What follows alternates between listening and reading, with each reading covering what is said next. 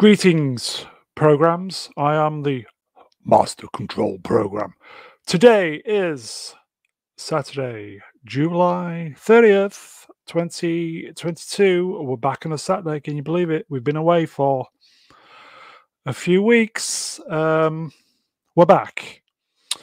I hope, as I always say, I hope you are all functioning very well today, folks, and looking forward to our presentation. End of line. I am Mr. Brown, everybody. Hello, welcome to the stream in honor of the great David Warner, who died, just let me press some buttons, who died this week. Today's movie is Tron from 1982. I think it was the 40th anniversary for the USA a couple of weeks ago. So we've been sitting on this for a couple of weeks. Made by Disney when, can you believe this, when Disney were a respectable company. How times have changed. There is a lot to get through. We have got lots of slides, but I'm totally confident we will crash through these at a sufficient rate of speed to enjoy ourselves. So a lot to get through. Let's start as we mean to go on then, folks. Let's get the bodies out the green room. Let's do it. Ladies first then, folks. She's the queen of this channel, and she's also a massive fan of the upcoming Rings of Power. It is Renier. That's real funny. You about to get stabbed. But yeah, how's it going, Brown? Good. You all right? Yeah. Good to have you back. Good. Yeah, same here. Good to be back. So it's been a while. It's been a while. I know. You kept canceling the Saturdays, Holmes. Been waiting for these. I love doing these reviews. It's always a lot of fun. It puts me in a positive mood. It helps to relieve stress because you're doing stuff that you enjoy and reminiscing about the stuff that you enjoy, and it's good to chat about it with people that I absolutely think are awesome as well. So that's good times, and we have a great chat as well. So that just should we say hello to the chat? Hello, chat. Hello, chat. Governor. Here we go. Look, here we go. He's in. MC. Woot! Trixie Hobbit says. Ready. No, I am not looking forward to that Amazon filth that is not based on any Everybody real don't material. Listen to her. She is. Nope. She is. Don't worry. Nope. Should we just say hello to the peeps then? Franco, hello. Andy, hello. MC, hello. The mighty Jacob is in. Hello, Woo! Jacob. Hey, Jacob. Mr. Brown Alliance is in, obviously. Yeah, he's all right. That's it, and I'm sure people will turn up as we go along. So, looking forward to this. Yeah. It's been a while. You know what my next question is? Shall we get the next guest on? Yes. Do it. Half the guests haven't turned up, but there you go. Okay, so let me consult my script. We see the good inside our next guest. He's the poshest boy on YouTube. It is the offensively talented Lord Chord. Hello there. Hello there. So I'm offensive in every conceivable way, but I'll happily be offensive in that way as well. That's why I like you. Very talented. You're intellectually offensive. There we go. I like that. Yeah, constitutionally offensive. There you go. How is everyone? Well, not bad. How's the channel going, my friend? You've the peeps in the chat been saying, "Where's Lord?" You've been radio silent, haven't you? Well, for how long has it actually been since I uploaded something? About 10 days. Apparently, I like. It's good to know that I'm missed when I go silent for 10 days. Channel is going nicely. The Thor review is coming up to like 400,000 viewers now. What? Holy cow! Yeah, really? It's on 374,000. So and the subscribers are almost at 20,000. We were at 10 What? 3 weeks ago, I think it was. So that's going nicely. The last 4 videos have all got up to 100,000 views. Oh, So it's going well. But yeah, I've had some like real life stuff to deal with in the last 10 days. But happily, I've been able to sort of coast along on the Thor view. Not bad, God, Dr. Ford. Oh my goodness. Chat, the boy is offensively talented. Don't we just hate him? So everything's good. Yes. Yeah. I'm getting back onto the channel. There's some stuff to deal with, but I've got realized how much there is to do before the next load of crap comes out from Disney and Marvel and the Lord of the Rings as well, and Prey. So I'm sort of frantically typing busy on the Stranger Things review. You'll be surrounded by crap. Trust me, it'll be all right. Yeah, someone asked me the other day when I said how well it was going, do you think it's sustainable? And I said, well, every time I ask myself that question, Marvel announces the next phase. So so far, you will always be busy. I think Oscar needs to start pulling his weight, don't you? Oh, I don't mind. I'm getting all the money, so. Is he okay? Yes. Yes, he's doing his thing. Send him our regards. MC in the chat. Well done, Lord Chord. That's brilliant. It is. Much obliged. It is. World of Trev. Trev, if you want to come on, feel free. Ferrero Rocher. Shall we get the next guest out? I think that sounds wise. Okay. And last, but by no means least, he is the wise elder of the channel. It's Ian David Diaz. Hello. Sorry. Hello. Yeah, so, as usual, I'm doing two things at the same time. So there you go. But congratulations, Lord. That's amazing. Absolutely amazing. Yeah, it's all down to your voice. If you had a horrible voice like mine, you probably would not even get one subscriber. There you go. There you go. Yeah, you can get away with an awful lot of shit if you just sound posh enough. Absolutely. I just make up everything. No, I'm not actually speaking anything sensible. It's just. Well, I tell you what, though, the YouTube algorithm must really like your show, because you can't get that far without it being recommended a lot. Do you know what I mean? So I mean, I must be recommending you like their asses on fire or something. Okay, so yeah, can't complain. Basically, just capitalizing off the marketing push from Disney, because YouTube algorithm priority, they definitely spend money to influence the algorithm, and so that's why film reviews do quite well, I think, because you're basically just capitalizing off the money they spend trying to plug the shit that they create. And I just benefit from calling it shit, but free marketing, can't complain. That makes sense, doesn't it? Absolutely. So yeah, no. Anyway, congratulations, sir. Well done. Well done, you. Mightily impressive. At this rate, you could quit your job and do this full time. Maybe. Who knows? The maddening thing is, the last 2 months, I actually could have survived off of YouTube, but it's only 2 months, and I kind of think that would be unwise just to jump off the real job on that amount. But looking at it and it being realistic makes the real life job so much more of a drag, because I just want to quit every day. Sorry to anyone at my job who's listening. I am available for a production role in your new company. When it gets like 200,000 subscribers, I'll take you on. Shut up, you. Okay, so should we just get to it? It's just basically the straight movie review. Apologies if I'm out of practice. It's been a while. That's what you should say to her. Oh, God. Gonna sound like Cockney now. She's just very excited to be here. Yeah. And who could blame her? I mean, I'm surrounded by Englishmen. That's not terribly awful.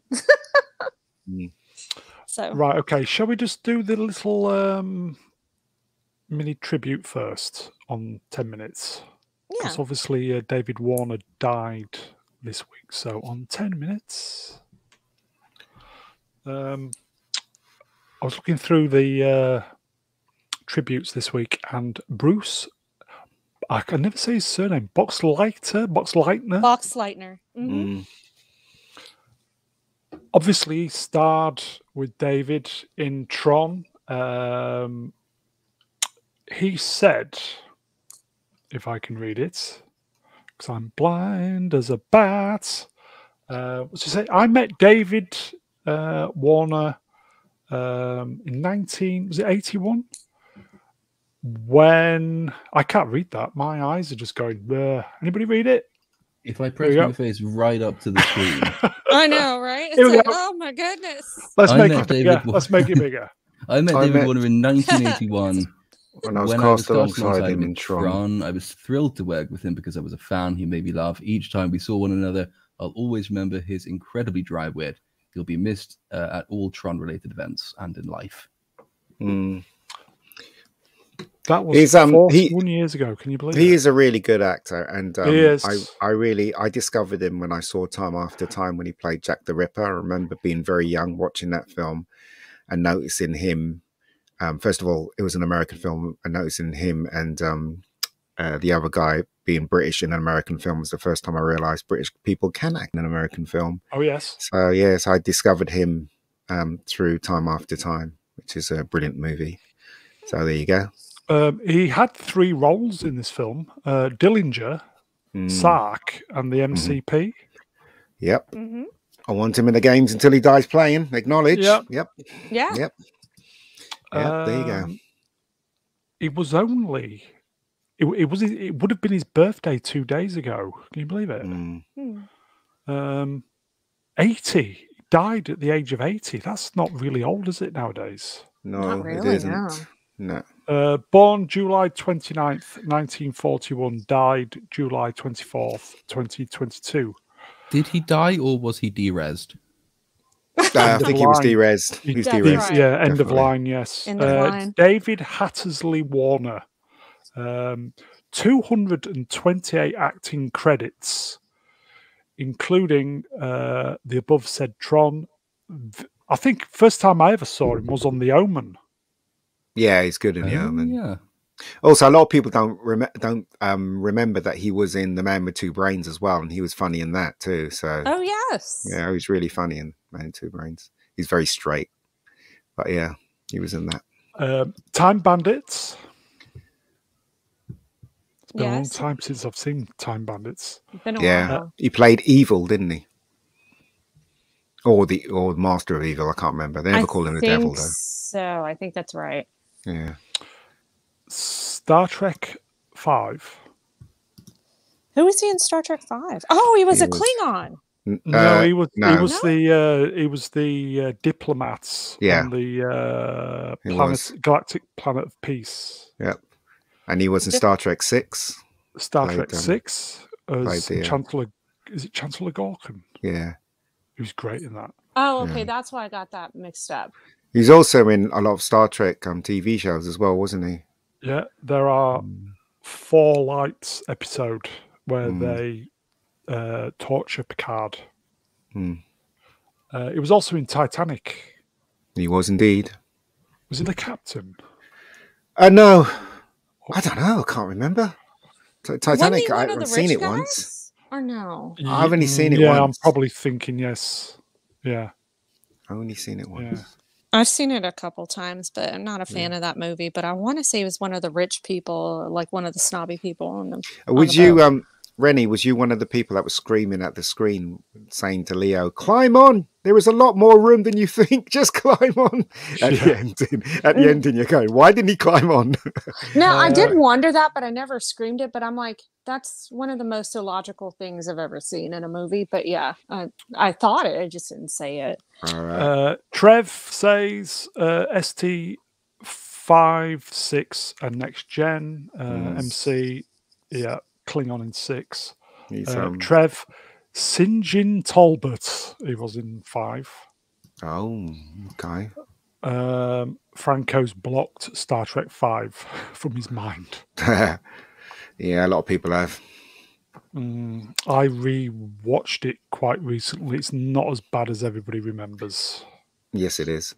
Yeah, what the whole It's great. fake god creature thing? It was just weird and stupid. And then Spock having some unknown brother, out of nowhere. Now he's got a sister. Indeed. It's so dumb because, like, his father actually loved his mother. He just had a stupid, Vulcan way of not wanting to tell people because he's supposed to be emotionless, but he actually did love his mother, and I just thought that was a slap in the face. Franco, yeah, he was the Cardassian in TNG. I forget the name of him, but he just basically tortured Picard for full episode, didn't he? So, okay, so rest in peace, David Warner. Shall we get on to the movie? Movie. Okay. The movie. So, okay, so Tron movie discussion. Let's do some blurb. If I can read it, I really do need to get my eyes tested. Okay, so Tron 1982, Certificate A. That was the old, was that the equivalent of a 15 back then? Yeah, Certificate A, it was U, A, and X, wasn't there? So, so it's like a 12, isn't it? Yeah, so it's about 12-ish. Shit. Okay, so USA, 1 hour 36. Release date, UK was October 21st, 1982. Director Steven Leisberger. Very first one you directed, actually. Yeah. Written by Steven Leisberger, screenplay. Charles S. Haas, screenplay. Bonnie McBird, story. And produced by my friend Donald Kushner. There you go. Oh. Produced by Harrison Ellenshaw. He was associates. Donald Kushner, producer, indeed. Yeah. Ron Miller, executive producer. Music by Wendy Carroll, starring the dude. I think it's Wendy Carlos, isn't it? Possibly. I think so. Pretty sure it's Wendy Carlos. I don't know who Wendy Carroll is. Yeah, I think it is actually. It's me. I've either typed it in wrong or auto correct. Starring Jeff Bridges, Kevin Flynn, Bruce Boxleitner, Alan Bradley, Tron, David Warner, Dillinger, Sark, MCP, Cindy Morgan, Laura or Yori. The budget was $17 million. Gross, $33 million worldwide. It was a failure, wasn't it, the film? It came out in a year where so many great films were out. Even E.T. obviously ruled the roost that year because that E.T. was the biggest box office hit in history at that moment in time. But there was loads of films like Blade Runner, and I think The Thing was out as well. You know, there was loads of movies, and it didn't really stand a chance, really. Let's face it. So there you go. And it was too technologically advanced for its time. People weren't ready for that kind of stuff at the moment. Well, I don't think it was that. I think it was because it was really, really boring. That's why it failed. Oh, get out! It wasn't that bad. No, it wasn't. No, it wasn't. Okay, so Mr. Brown Alliance, please like, share, subscribe. Ironically, I can see that. Amazing, that. I know. Are you wearing your glasses? Ever. Yeah. You wearing your glasses? For some reason I can see that, whereas I couldn't see the tweet graphic. Okay, so there's the poster. Do you think just perhaps they might have taken some inspiration from Star Wars? Teeny bit. Well, the thing is, though, it was influenced by the guy who created it. Was influenced by the game. Was it Pong? You know, the tennis game. It was influenced by that. Apparently, that influenced them to write it. I was just thinking the poster, though. I'm pretty sure the poster for New Hope is basically exactly the same, isn't it? No. Well, maybe you may be right. I'm sure there's Luke holding his light. I'm sure there's one with Luke holding his lightsaber up, Leia sort of holding that's him by the waist. Yeah, that's the poster. I thought Star Wars was a musical, but there you go. Yeah, so yeah, if you can look at it that way, sure. But I think it's very different actually to the Star Wars poster. I think Disney were into their kind of sci-fi coming off the back of Star Wars, because 3 years previous we had the Black Hole. I think the thing about Disney was that they were lost when it came to films. They were trying to make these films to crack the box office, but every film they made was a huge failure. I mean, Tron is one of them. They were in trouble, yes. Yeah. Apparently this was the last live action film they did for 10 years after this. Yeah, it was. Yeah. Okay, so Lord, feelings about Tron? I've always struggled with Tron. This one, I think MC in the chat said he preferred Tron Legacy, and I think Rennie prefers Tron Legacy. I definitely prefer Tron Legacy as a film. With Tron, it got off to a bad start with me because I first saw it when I must have been 10, I think, and I was on holiday in France, and I was really sick, and everyone else went off and had a lovely time, and they just left me with the dusty old VHS player. And I was looking for things to watch, stuck Tron on, watched it, threw up several times, and it's sort of always stuck in my mind. It's something to do. I've got this association with the weird color schemes they use and vomiting, so it's always hard to watch from that perspective. But from a non-personal perspective, and more of a technical perspective, the thing with Tron is it's kind of like one of those concept cars that like big auto manufacturers put the artwork out for. Like, this would be great if we made this, but they never make it, and it would be really impractical if they did. But it's supposed to be proof of concept. Tron is proof of concept, but they did in fact go on to make it. It's way ahead of its time in terms of its technology, but the technology is not up to scratch.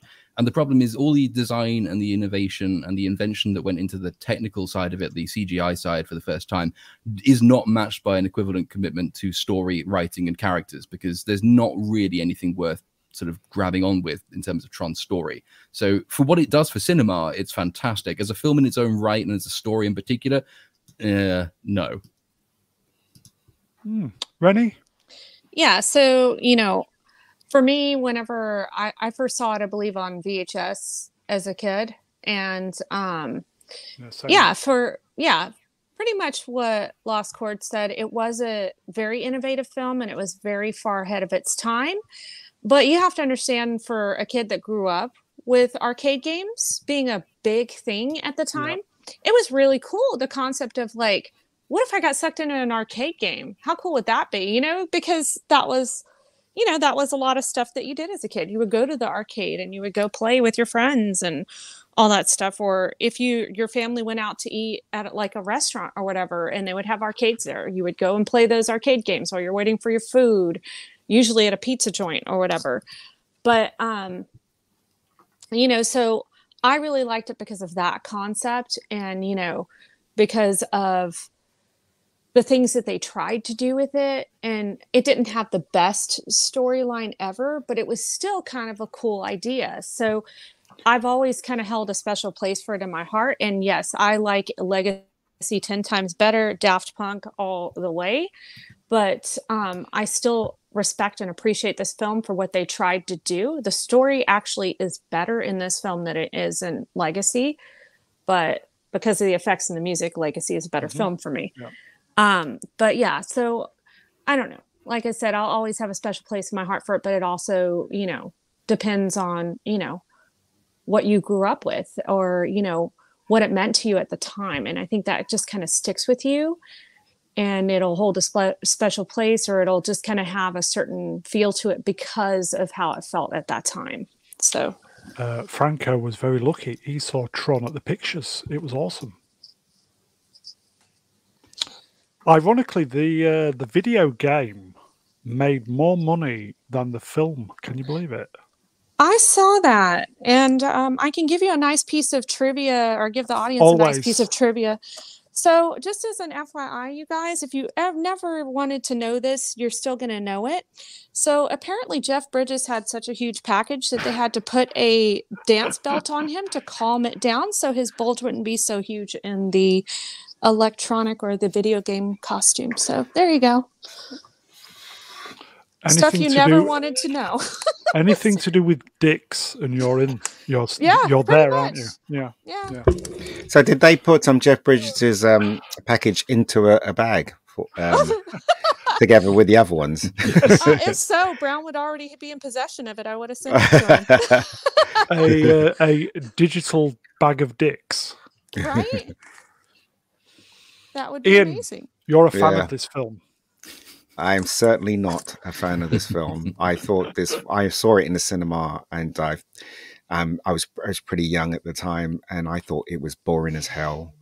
I did kind of sit up a bit when the bike chase and some of the visual effects, but the film dragged and it was slow, and I didn't care about anyone, and the music was just awful. I don't know what they were, the Casio keyboard thing. Even then, you realize that music in films are very important, and it just comes across that they didn't really care about music in this film. All they did was plunk, plunk, plunk, and it was just nonsense, really. As I said, I never lie about movies, because movies play such a really important thing in my life. So when I see a bad movie, or when I don't agree with a movie, as when we had discussion with the Lord about 2001, stuff like that, I speak my mind. I'm not a sheep. I don't follow the herd. When somebody says, now it's become a classic, right? But I still go back to how I felt about it, and I saw it. What was it, 3 years ago, and had the same feeling. I saw Tron Legacy because I was dragged to the cinema to see it, because my friends were like, "Oh, Tron is really great. Let's go see it." Went to see it. I was bored as hell as well on that film. So, in other words, I didn't like it. It's a past the time for me. The crazy thing about the whole thing is that years and years and years later, I met Donald, and he wanted me to direct this Wesley Snipes movie. So I got to know him very well, and he told me lots of things about Tron and stuff like that. And in the end, I didn't get to make the Wesley Snipes movie because of the tax incentive. They moved it to another country, but they were going to shoot in England. But he told me a lot of stuff that the books don't tell you about, and the behind the scenes don't tell you about the film. But I will keep that under wraps. But that's my feeling on Tron. Andy, same opinion as thank you very much. Very much. Andy Mouse, same as me. Boring. Hey, as Brown. hell. Brian's saying that he can't grab the link. Can you resend it to him? Sorry. He's late. Yeah, he just finished as we basically started the intro. Well, so I figured he's got admin, so he should better just log straight in. He said he can't he can't get the link. Just send it to him. Lord, could you sort that, please? No. How? What am I doing? Am I sending him this link? This is in the StreamYards link. Yes, he should be able to just log on anyway, because he's got the admin privileges. Just come straight on. Okay, anyway, I'm going to assume that this will work, and I have not just broadcast it to the world. Sorry, didn't mean to interrupt. But Ian, I think you're perfectly fine to express how you feel about everything, and I don't think you should be ashamed to like. No, you shouldn't have to feel like you have to like everything that everybody else likes. It'd be boring if I'm not ashamed of what I don't like. But the thing is, though, I do appreciate Tron, because as people say, it was the very first movie to use graphics, computer graphics, and it tried something new. But unfortunately, the people that are in charge, they didn't think about the scripts. They were just too focused on it being very different and standing out, instead of focusing on the content of the product, basically. And that's where it all went wrong. Did you guys know that they got denied an Academy Award nomination for effects because they said computer effects was cheating? But now everybody uses it and they still get nominated. It's so dumb. Yeah, but the thing is, though, throughout the years, it's become a classic, isn't it? So. Yeah. I still can't even see that. I mean, I've watched it a few times, and I rewatch it occasionally. It's always a real struggle to get through. But Tron, it's one of those things that, like, the best work it's done and the biggest legacy it's had is on things that came after it. So obviously it's inspired. I think the creators of Pixar said they wouldn't have made Pixar as an animated studio if it hadn't been for Tron showing them what you could do with computer effects. It's inspired little things like the bikes in Akira, the anime show. That's the light cycles taken away.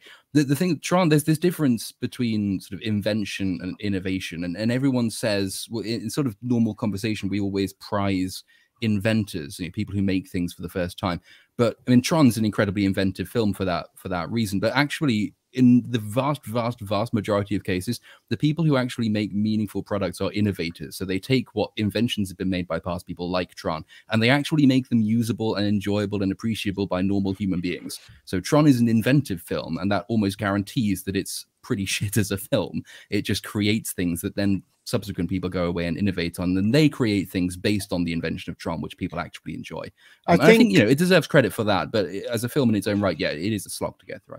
But I think the thing when you create something, it's like, I hate to say it because people don't believe in marriage these days, but it's like a marriage. You have to find one thing to match the other, right?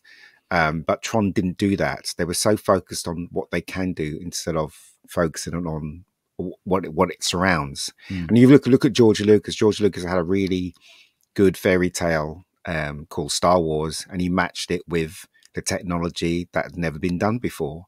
So that was a perfect match. It's a perfect marriage right there.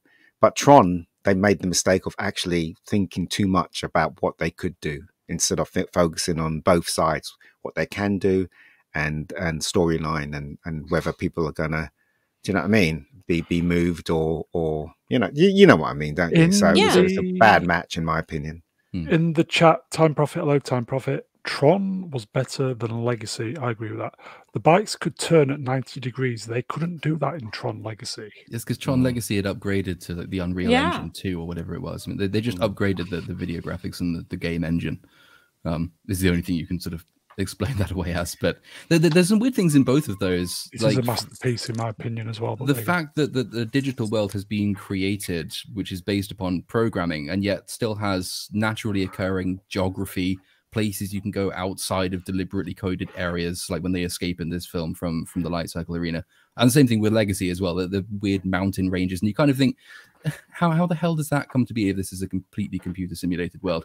But it's just the other thing I think you can credit Tron for, though, is it's sort of being conceptually ahead of its time. So everyone really praises The Matrix because The Matrix comes at this real sort of important crux point in the development of culture and our relationship with the internet, and especially with the increasing sort of digitization of everything. This idea that there could be a world beyond the one we're currently in, and they just cleverly invert that.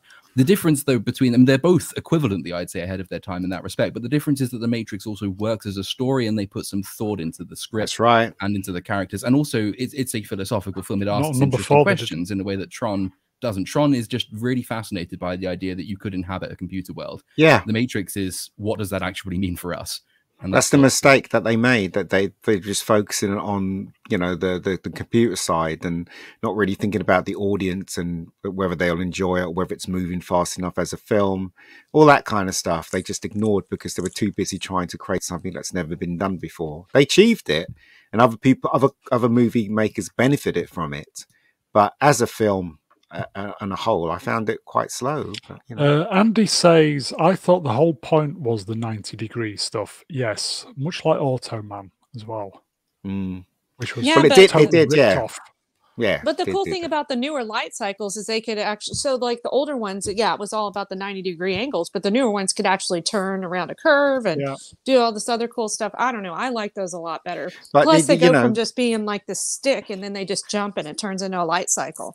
There was it. The Red Legacy had a really bad visual effect of young Jeff Bridges. It just didn't look anything like him at all. Too new for the technology. It was good for the time, but like now it's not so good. But at the time when it came out in the theaters, you know, it was good for the technology they had. Definitely. I mean, that's what makes Legacy kind of in the same category as the original Tron. They both really tried to push the envelope of what was possible at the time, and they did it too soon. But if they hadn't done it, perhaps we wouldn't have had the subsequent and better attempts. Then again, you can ask questions like, okay, well, Tron has shown that you can do an entire film basically set in a computer-generated environment. That mindset is the thing that means that Marvel now green screens basic props and entire characters where they don't need to. Has it really? I mean, I'm not a Luddite. I think it probably was for the best that we could discover this, but people have sort of taken Legacy, right? So Legacy, right? Legacy made the same mistake as Blade Runner 2020, whatever it is. They tried too hard to be like the original one. Let's take the Aliens films, for instance. If you took the first two, James Cameron decided not to do the first one. He decided to go another direction, and that's what those films didn't do. So Legacy was trying to be too much like the first one. And it's the same thing with Blade Runner 20, wherever it is, was trying to be too much like the first one instead of being something like the mistake of Blade Runner was it was too slow. So the logical thing to do is to make the second one and make it faster, right? And more interesting characters, right? But they didn't do that. There's something about people who like art and shove it up their arse, basically, and think it's art. It's not. It's stupidness. It's stupidness, and you're basically rubbing your ego. Think about the audience. That's the first stop. Hitchcock said it. Spielberg said it. I can't believe filmmakers don't learn that. If you want something especially depressing, though, Flynn in Tron Legacy has a better Luke Skywalker arc than Luke Skywalker did in The Last Jedi. That is exactly absolutely the same true. role, and they did it properly. Very true. Very true. Always goes back to that film. Yeah, someone had to do it. Yeah. Anyway, okay. So shall we go through the slides? I feel like Brown just got virtually pegged by that statement. Sorry, moving Last Jedi. I've just been pegged by the Last Jedi, folks. Not good. You're in royal company, so that's okay. Yes. Okay. So lots of slides. We'll just go through them at speed. Walt Disney, when it actually meant something, can you believe it? How the mighty have fallen, eh? Well, they haven't fallen yet, have they? Still making stuff, so and they think they're a success. So there you go. Doesn't matter what we think, does it? I had Tron on VHS, so I've seen Tron quite a few times, and I think I was at the right age to love Tron. It was I really do like Tron. I have it on Blu-ray. It looks great on Blu-ray. Yes, it does. So we're at the Flynn's arcade. Playing games. That's what we did back then. That comes in every movie when they depict young people. Someone always has to wear a shirt with stripes on it. I don't understand that. Have you ever not noticed that in movies? If you look closely to the 80s movies, somebody's always wearing a shirt with stripes on it. Always. I don't understand what that means, but anyway. Carry on. There you go. MC, Blu-ray. Look at this for retro. Woot. Franco on Betamax. Wow. I've still got a Betamax machine in the cupboard. Better picture quality. So they said. Okay, so he's playing Light Cycles. This was good. Woo! At the age of, how old? I would have been 14, 15. I just thought, fucking hell, this is great. Wreck-It Ralph. Sorry. And there he is. Did you know that they shot all the stuff, the computers in black and white? Yeah. Did you know that? It looks like they did, and then they added the color back in. So they didn't add the color in computer. They didn't do it with a computer generated thing. They basically painted it like a cartoon. So could you imagine the amount of hours and man hours that to paint all that color into the black and white footage? Crazy. You have to admire all that work and dedication, man. That's amazing. Franco says most of my shirts back then had stripes. Yeah. Okay, so Sark. Is that Tron? I don't know. No. It looks like he's doing a poo, though. Yeah. Well, I mean, he does have like constipated face, but that's not Tron. They show his face in a little bit more depth, and I'm like, nope. In fact, if they made Tron today, it'd probably be a woman and a black woman at that, that kind of thing. So there you go. Ronnie. Tron. And it'd probably be trans Tron. Trans Tron. Okay, so we're on the grid playing Light Cycles. Still good, is this? And he's taken out. Back in the real world, he's not doing very well, is he, Flynn? Or is it Flynn? So this is the big master computer ships. The ship, isn't it? MC Trans Legacy. Oh dear. Excellent. Sark is there in the control room. It's hard to believe that all this was shot in black and white and they had to paint everything in. It's crazy. It must have taken a long time to get that done. Yeah.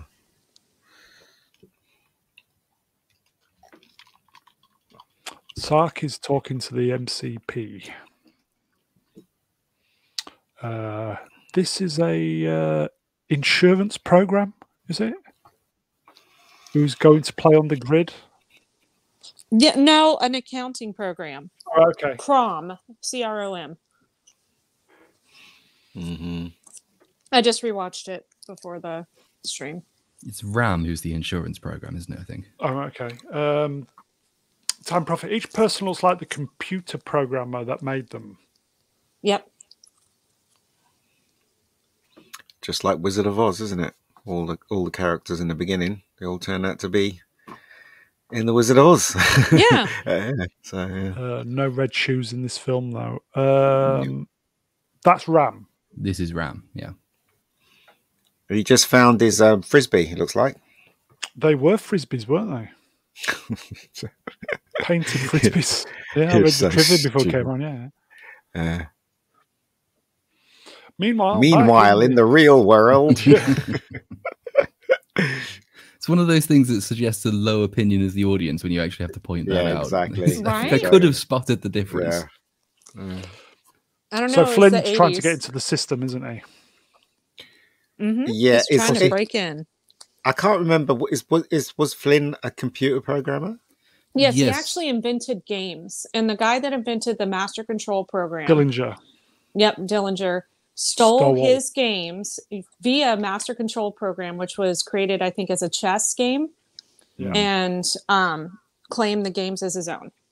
And that's why Flynn was trying to break in and get evidence that those were his, so he could get the money and the credit for it. Is he? How old is he in this film? The character, I mean. I don't know. I think they try to play him off as like 20s, 30s. Interesting. I'd have guessed 30s, but I don't know how old. Yeah, that's what I would have thought as well. Time Prophet, did you know? Sorry, Ben. Did you know the origin of the word Tron? It is a programming term called trace on. Did not know that. Yes, but someone that worked on the film said they didn't know that. They just thought it was short for electronics. Okay, so Flynn is trying to break into the computer to steal the evidence, effectively, isn't he? Yeah, that was just like free guy. The same plot, really. Let's face it. Yeah, he's using Clue. Speaking of things that Tron has influenced, it's also pretty much the underlying plot for Ready Player One as well, which is that's right. Similar idea. You live in a game world, you break into a game world. The person in charge of the game world actually stole the ideas and all the credit from Faraday, who actually made it. So yeah, it's influenced a lot of things. I actually prefer Ready Player One to both Tron and Tron Legacy, even though it just exists to be derivative and it's just member berries all the way through. It's probably slightly more. It's a better depiction of what it would be like, I think, to live in a game world than either of these have managed. I think Spielberg fell asleep when he was directing that film because there was nothing of Spielberg in that film at all. And also another thing I hated about that film was that when they were driving, things were crashing. You couldn't tell who was who. So at one point, I thought the hero actually died, and it wasn't. It was another car, and it's just this is ridiculous. Anyway, sorry. So anyone who's seen Automan will recognise the cursor because again, it's just totally ripped off from Glenn A. Larceny. Yeah, that's right. That's right. Okay, so this tank is trying to get into the Master Control Center, and he's not having much luck, is he? Clue. No, because he gets caught. He's trying to break in. In other words, break into the program. And this is the way they represent it, isn't it? So yeah, he's using a quote unquote tank program. Yes. Yeah, but it looks like a tank. It does. Well, that's the whole point of the film, isn't it? Yeah.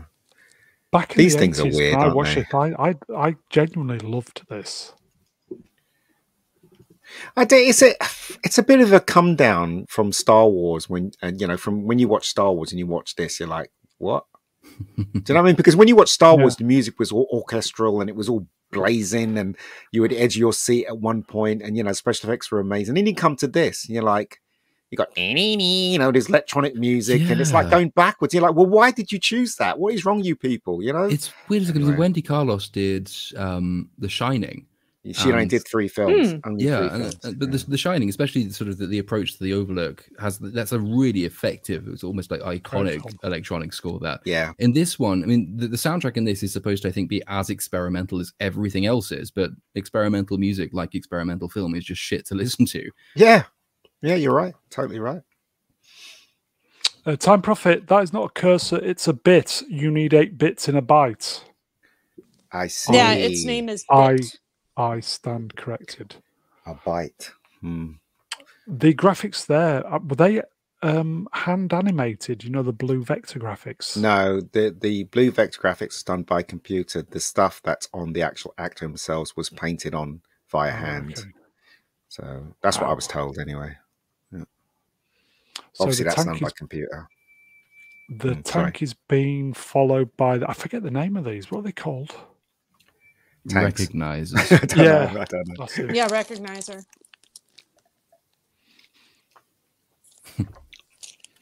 So I think the recognizer has recognized Clue. Yep. And the tank has gone down. So he's escaped. I'm getting bored already. You just wonder, why can't the tank shoot down the recognizers? I mean, it looks like it has a cannon on the front, right? It represents him trying to break in via trying to hack in, and obviously the tank wasn't powerful enough to hack in. So it just represents what he's trying to do. That's what the film was trying to say. Isn't there a scene? It's either earlier or later than this where the tanks do shoot at the recognizers. I can't remember where in the film it is. It might be the approach to this scene actually, where he does shoot at a couple of them. Didn't the tank shoot at him? No, in this scene, I can't remember. I'm sure at one point he does shoot at. I must have looked away because I don't remember it shooting, and I just watched it. No, I know the bit I'm thinking of. It's when they're chasing the light cycles in the tanks, and the tanks shoot in that scene. That's when. Okay. The mighty Melvin in the chat, and 8 bites in a sandwich. Yes. Depends what sandwich, doesn't it? Yeah, size of the bread, amount of toppings, or fillings. That's right. Flynn's program has failed. Yeah, he's not happy, is he? He's not happy, Bunny. No, this is the time when Jeff Bridges could actually speak and you can understand what he's saying. now you can't understand a word he says. You can see the embryonic stage of the continuous tobacco chewing. In his mouth. That's it. Yeah. Yeah.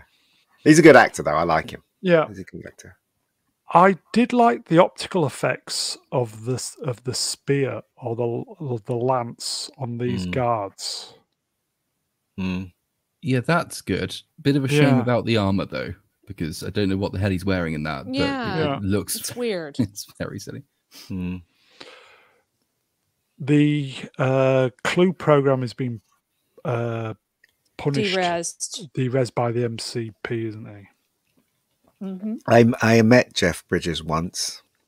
I was working for a magazine. I can't remember what magazine it was, and they sent me to see a film, and it was that film, was it Blow Up, whatever it's called. The film about the bomb, because 2 films that year came out about, there was Speed, blown off, blown away. That was it, Blown Away. So I was sitting in the theater. I came in late.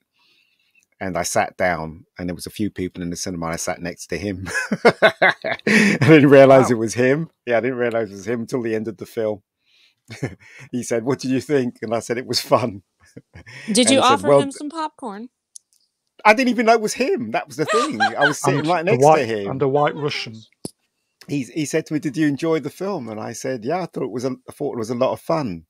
And he went, "Cheers, buddy." He hit me on my shoulder and walked off. So there you go. Clue is being derezed, and this was a homage to the $6 Million Man, the opening titles.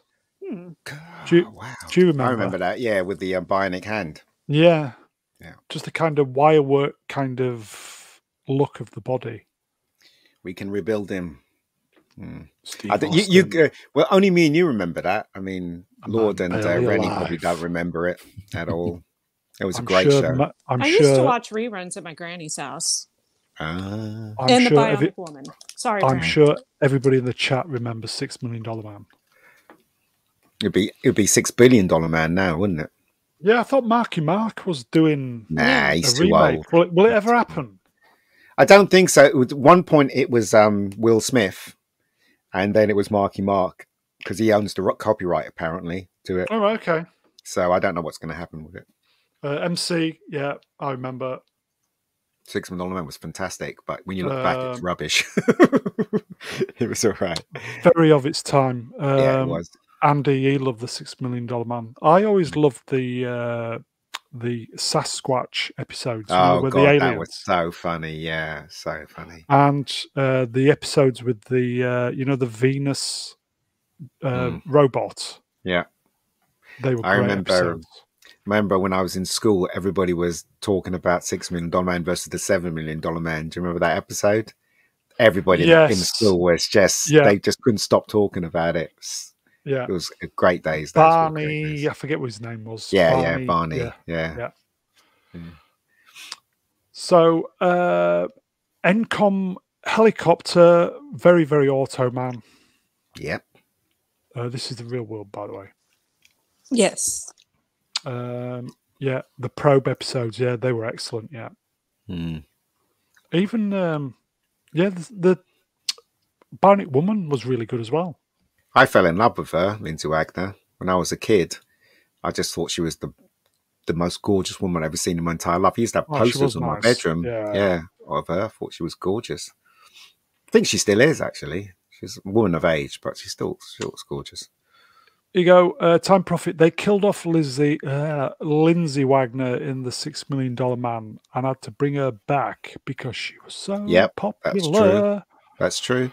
And then, little do you know, well, a lot of people don't remember that Sandra Bullock became the new Bionic Woman. In the return of the thing. Yeah, she did. Yep. In 87, 88, something like that. No, I didn't know that. Straight to TV movie. Andy being Andy, Lindsay Wagner, very shaggable.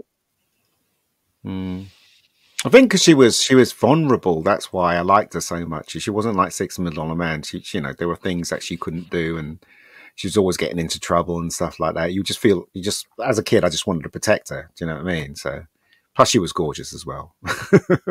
There you go.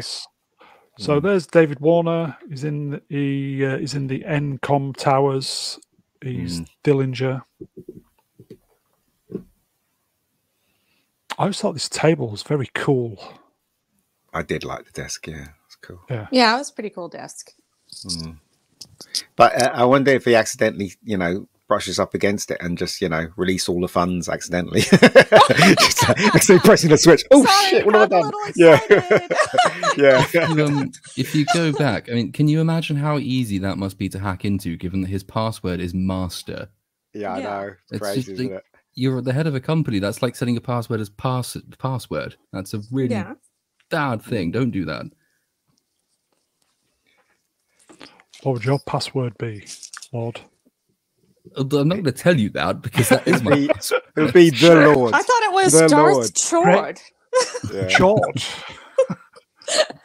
What is this? I remember in Dexter, his sister's password was fucking password. That's what it was. It made me laugh. Oh my God, that's hilarious.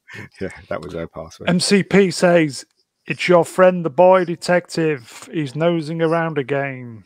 And look who's here, everybody. Not Brian Young. Hello, Brian. Well, hey, good evening, lads, lassies, and non-binaries. How are we? You will address me as the master. And they, them, of course. Your Majesty will be just fine with me. I'm not too picky, so Your Majesty, Your Highness, it's all good. Certainly. So.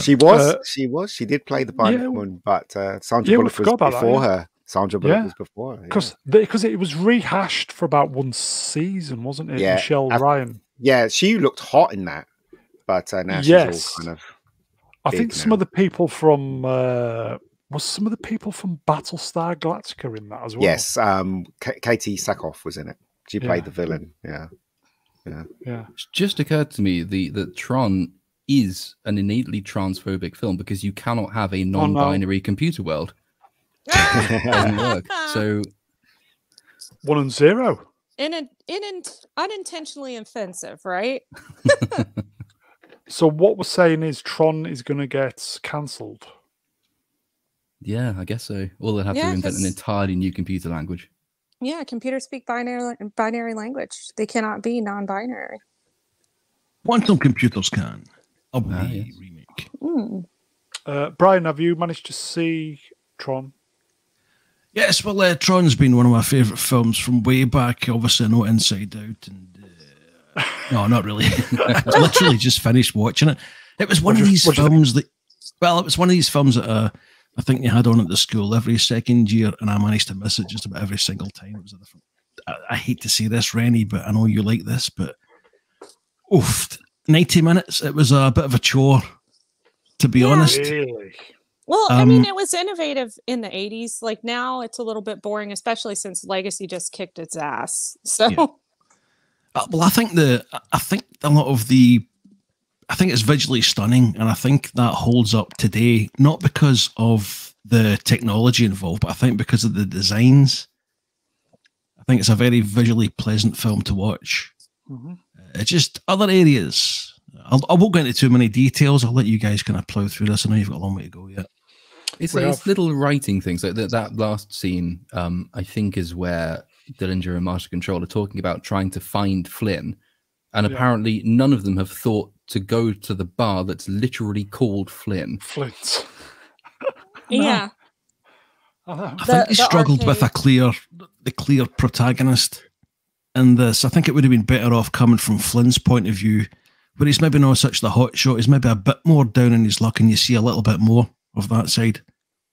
And then follow him through instead of having a separate program that goes in. Yeah. And is basically you kind of show you the ropes of what's going on. It should be Flynn that goes through that, and it takes us with. I think it would have been a bit more compelling that way. This is Alan Bradley, the Tron creator. He's doing something with his program. I forget what it is. He's trying to access it. His Tron's program's disappeared, hasn't it? That's it. Well, he's trying to create the Tron program, which is this tracer program, which would operate independently from Master Control. But he needs security access, which he can't get because they shut down all security access because Flynn had been breaking in. Yes. So lots of computery stuff. End of line. Look at that for a look at that matte shot. Yep. So Bradley's going for a meeting.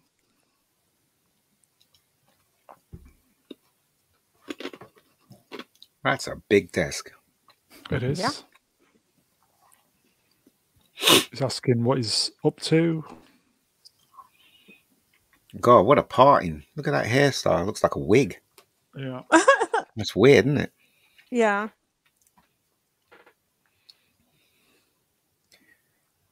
Everybody's hair is combed so well. Look at that.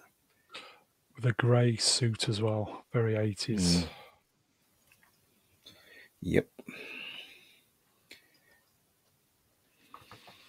So we go to the laser bay. There's a laser bay. This was real, wasn't it? This laser? Yeah. This genuinely could disintegrate things. So why did it not disintegrate? and they put Jeff Bridges in front of it for real. Yeah, but why didn't he get disintegrated? He got pulled into the machine, did he not? No, yeah, exactly. What I'm saying is the laser was actually powerful enough to disintegrate things in real life. I'm pretty sure they shut it off before they put him in front of it. Yeah, I would think so. So the laboratory is dedicated to digitizing real life objects, isn't it? And rematerializing them. Is that correct?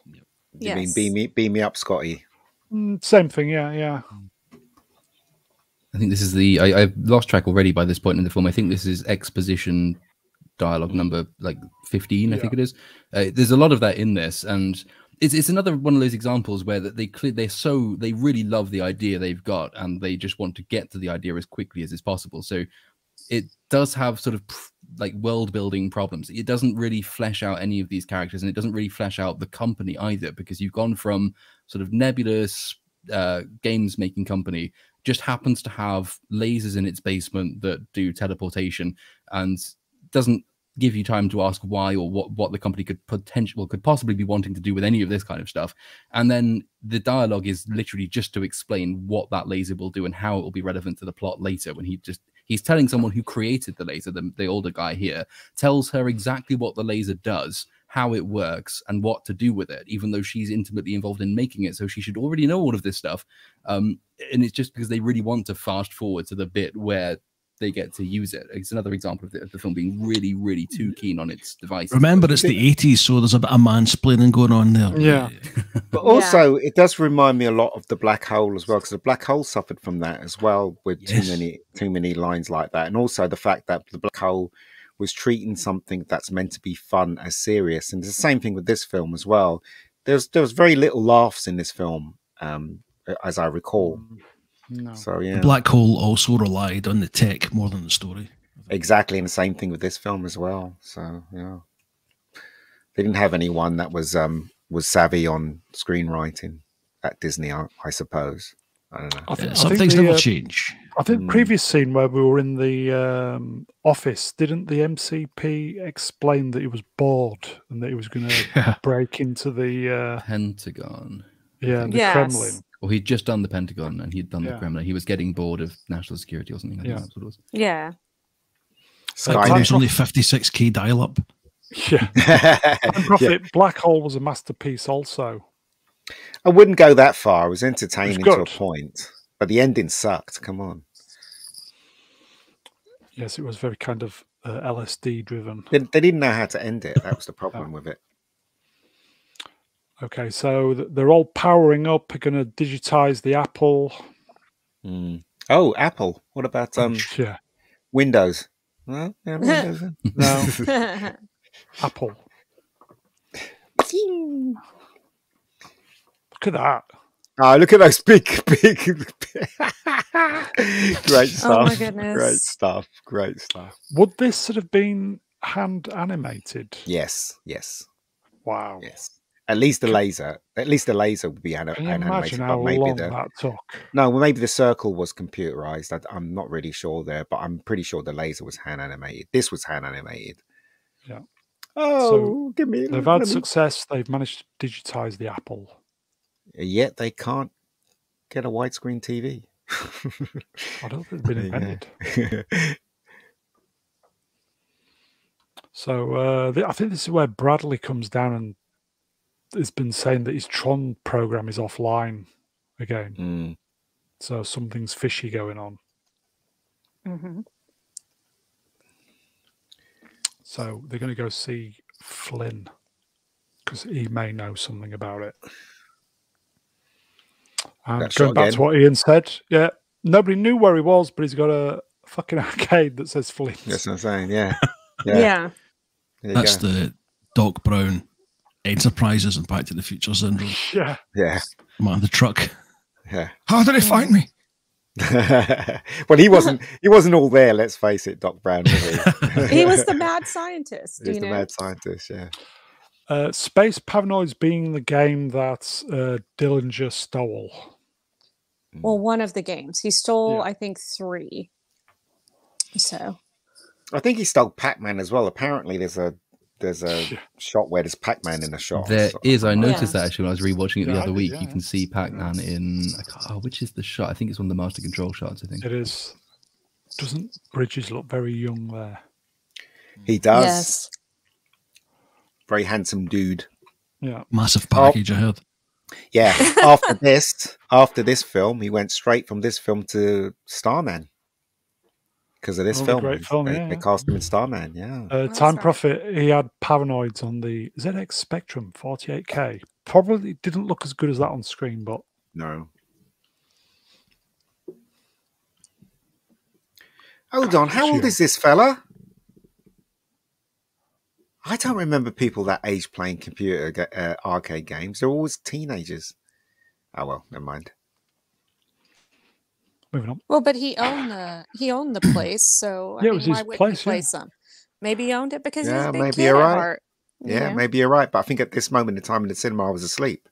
So, yeah. So I don't know. The Walkman on his neck. Oh, love it, love it, love it, love it. Hi, Kai. So what they're talking about here, they're Flynn's saying something about the program that Dillinger stole. Programs. He stole 3 games. Yeah. You sit corrected. Yeah. Plural. Who's she? Who's the actress there? Cindy Morgan. Oh, I remember that name. I always remember she was really cute and still is. Is she? How old is she now then? You don't want to know.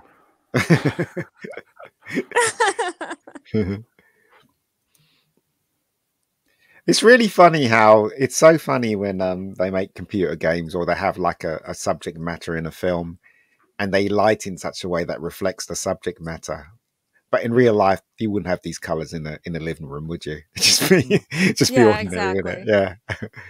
I think it's because of what the camera would pick up and all that stuff sometimes. Yeah. Who's this dude here then? What's his name? Lightyear. Bruce or Box. his name is. Lightning. Yeah, Alan Bradley. He's the creator Tron. of Tron. Yeah. Alan Bradley. He was in Coronation Street. He was. Yeah. whose program has been taken offline, hasn't it? So, all right. Well, his whole floor got shut down. Yeah. Wait a minute. Is it the first time they meet into Jeff Bridges' character, or do they know him? No, they know him. They know him. All right. Okay. Because they're pretty close. They are. If it's the first time they're meeting him. Am I right in thinking his that? ex. Yeah, that was it. She's his ex. Yeah. But, I see. And then but they don't know. Box They don't know him well new. enough, however, for him to not have to do exposition about who he is, where he came from, what he did, yeah. what his gripes are, why he's doing what he's doing, etc., etc., etc. Yeah. So meanwhile, back at the offices. Back at the ranch. Who's this? What's the name of this guy? I can't remember, but he's one of the founder members of the company, isn't he? One of the old. What's he look like? Come on, what's he look like? Oh, that's the guy that invented the laser, isn't it? Yeah. Yeah, I forget his name now. Dumont. Yes, thank you. Wow, they got some Lego on those doors. Wow, crazy, crazy. So the guys are going to break into the lab, aren't they, and see if they can hack the computer. And then I remember that. bring that's Tron a very back. big door. Yeah, It is, isn't it? Yep, They're trying to keep something out or something in. Who knows? that's right. They just walked past the security guard and he's like, "Hiya, hi there." It's true. This actor looks familiar. Is there a close-up of him? yes. That's David Warner. Yes, he starred in a lot of stuff. He actually played Merlin in a show called Merlin, I think. Yep, it's Bernard Hughes. His name is. Yeah. Very distinctive voice. Yes, very. I think he was one of the founder members of the company, and they're trying to get rid of him. You mean just like Green Goblin? Yeah. Trying to get rid of him. Do you remember that? Yes. He did not take it very well. No, he didn't. Created a suit and killed them all. That's right. Yeah. So they're gaining entry to the lab. Wow, that's a thick door, isn't it? Look how thick that door is. Holy crap. Time Prophet says Barnard died in 2006. Oh, no. He He's such a did. good 90. actor. 90 years old. He's a good actor, man. He's a good actor, as I recall. God, takes me back looking at his face. Mighty Jacob Ironside. Hey, it's the front door of my house. Rennie, is that a Texas door? Is that how they have them in Texas? No. Or is that more California? No, the doors have to open really fast because it's so hot over there. If you had to wait for that thing to open, you'd burn. Exactly. Yeah.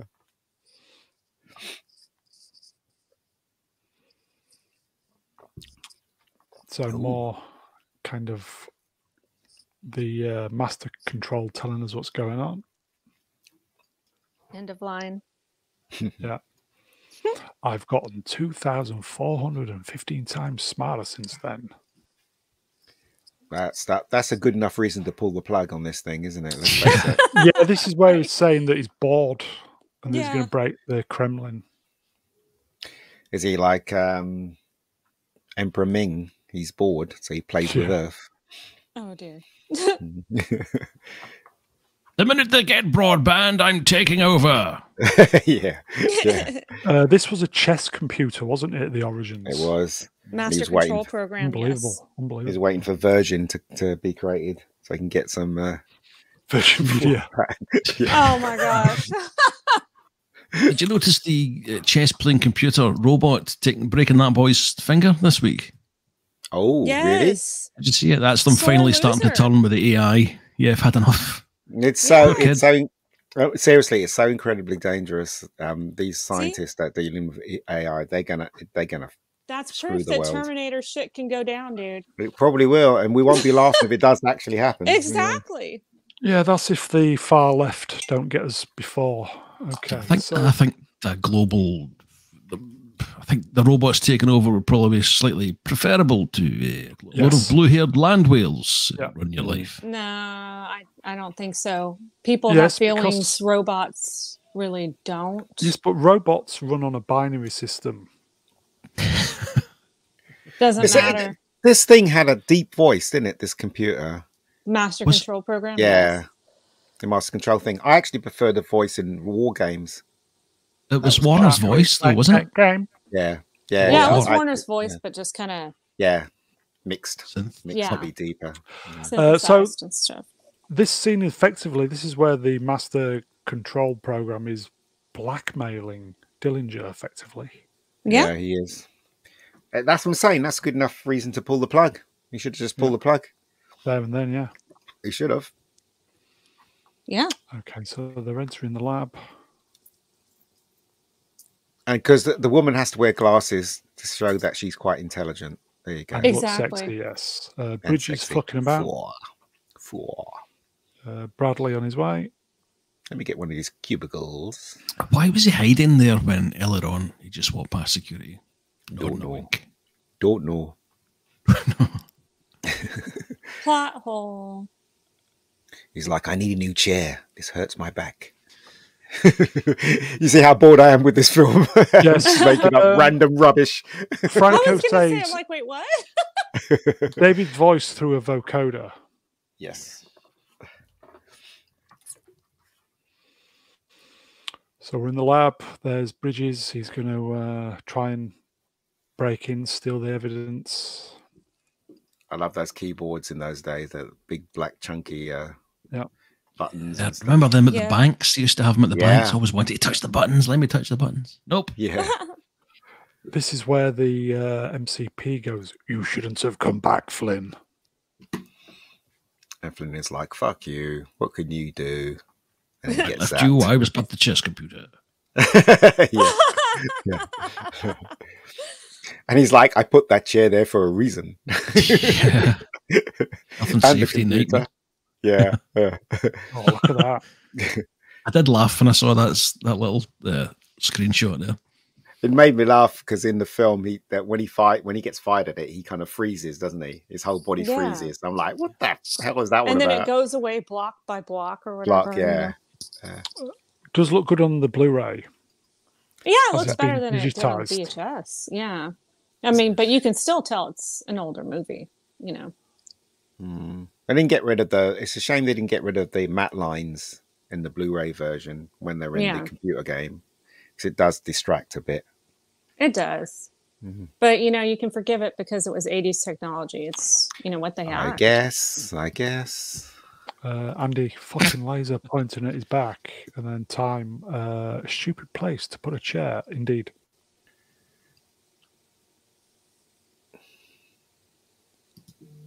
Nice crotch shot there for Rennie. Thank you so much. No dance belt, apparently.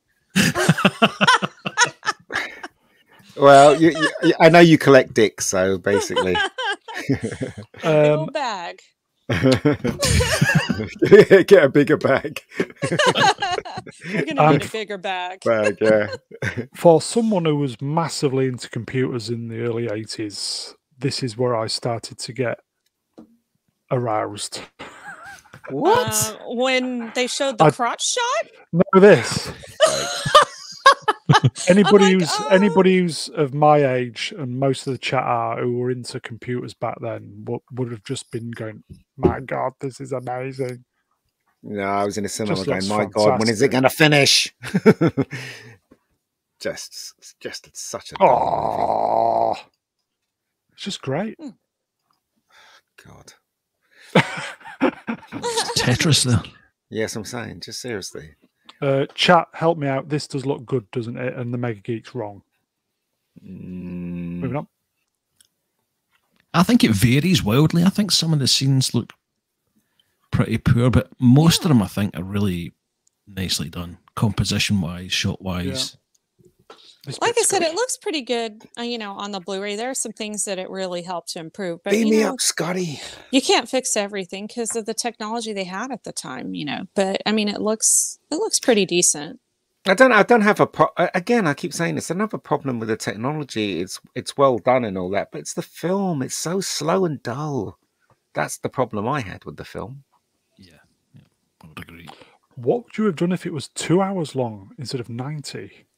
That wasn't the other one 2 hours long. I almost fell asleep on that one. It's just so boring.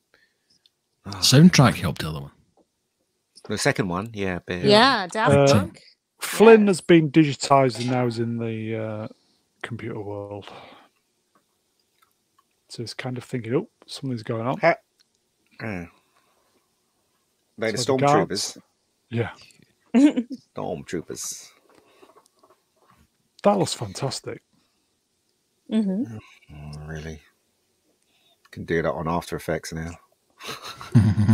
Well, yeah, but they didn't have After Effects 40 years ago. That's why I'd love to go backwards in time. I'd love to go backwards in time and with a laptop or a iMac.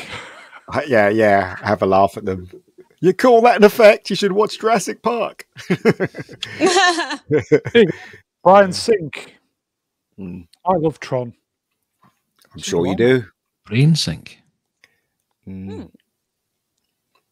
see, this film is so boring. Lord has actually turned his mic off. Sorry, brain. He's asleep now. No, oh my goodness! It actually kind of is. I am sitting here just watching the scenes, thinking I have absolutely fuck all to say about this. Same film. here. There's a first. Come on, Rennie. Come on. Yeah, I mean, I think it's good. I just don't think we have to see every single frame of the movie. But that's me. So this is the MCP control ship. And I think we're going to see Pac-Man soon. I want him in the games until he dies playing. Yeah, shut up, you. It's like, yeah. Because he, runs, an electric pulse through him. He's like, what did he say? Affirmative. So, confirm master control or something like that, he says? Yeah. God, what a horrible hotel. I think it's acknowledged, good, isn't it? Oh, acknowledged. That's it. Because he tries to argue with him. He's like, he's a user. That's not, you can't do that. He's like, this is what I want. And he tortures him. So. Cheers, Time Prophet. Call yourself critics. This is a masterpiece. Do you think? Okay, name me literally one thing about the story for this film that classifies as a masterpiece. I get the effects, and we said at the beginning, it's a technically ambitious film, without which you couldn't have a lot of modern film. That's fantastic. I like all that stuff. The problem is, as soon as you get over that stuff and you start looking at what the film actually does, it's just there's not. It doesn't really make you think in any way. There's nothing I'm looking at thinking I haven't seen that 1,000 times, or that's been done in a way that isn't clunky as hell, or that scene at least didn't need 10 words of exposition to set up. But I think it depends on when you first saw it, and no, it doesn't. Like the technology that was out whenever you saw it. Yeah, I mean, I think so, because like I said, I saw it on VHS when I was a kid, and I'm like, oh, how cool! What a cool concept! You're going inside the computer world or the digital world, and so I thought that was a really neat idea. And was it perfect? Absolutely not. but back in the age when arcades were cool and, you know, everyone, you know, wanted to own like a video game and play video games. And how cool was the idea of going inside one and playing, these games? I agree with all that. I mean, how cool is the idea is basically the pitch for this film. Like, wouldn't pretty this be much. Cool if? But then what do you it didn't do have with the that? best plot in the world, but at the same time, you know, they did what they could with it. I think what their problem was is they focused on the effects and on the innovation versus like making a great storyline, and that may be where they failed with it. But I think, you know, for its time, it deserves a lot of credit. But and they got some great actors, so it's not like they weren't capable of Tom these Hanks things. apparently was in this. Brain Sync. I went to Disneyland when they announced Tron 2. There were live performers in costume with neon lines all over their bodies. Very cool. Yeah, they actually wore lights in their costumes in Legacy, and the costumes were so hot it drove some of the actors a little nuts. See, they still didn't get it wrong. They still got it wrong in the second one. I mean, I agree with Lord, everything that he said. It doesn't. This film, as far as I'm concerned, is not a classic because it fails on storytelling. And the pacing is absolutely awful.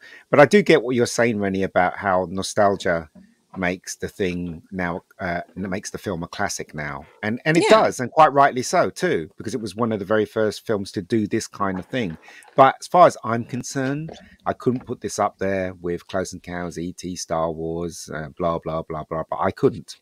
I've not seen Blah Blah Blah. Personally. Is that any good? Blah Blah Blah is good, actually. It's really good. Yeah. Directed by Alan Smithy. Oh my gosh, sounds like a good one. Yeah. Okay, I remember. Go on, man. What was that? I mean, I never didn't really like this when I was younger, but I remember all the kids at school absolutely losing their minds over this after coming out seeing this, as if they just give them 3 Coca-Colas in a row. They were all bouncing off the walls. They loved this. But it was a huge flop, though. So the kids that were talking about it weren't the minority, were they? Well, it was the adults who were paying for the tickets, and they probably were like, "What's the point of this film? This is Could it have been the A certificate that worked against it? No, because you could take kids to see A in those days. But that's what I'm saying. It was up against some really big movies like E.T. and Blade Runner. Well, Blade Runner flopped. Wrath of Khan as well. Wrath of Khan. Amazing year of cinema. Yeah. It was. The Thing. Yeah. The Thing flopped. It flopped big time. So yeah. So these are the programs going onto the grid to play the games. As I said, Tom Hanks somewhere is in here. Who did he play? In one of his first played a guy roles. that got killed. Right. Yeah. He's probably in the bike scene and he got killed, probably. There he goes. Anyone that can catch my frisbee gets a free meal. Oh my gosh. It does look like a frisbee there, doesn't it? Yeah.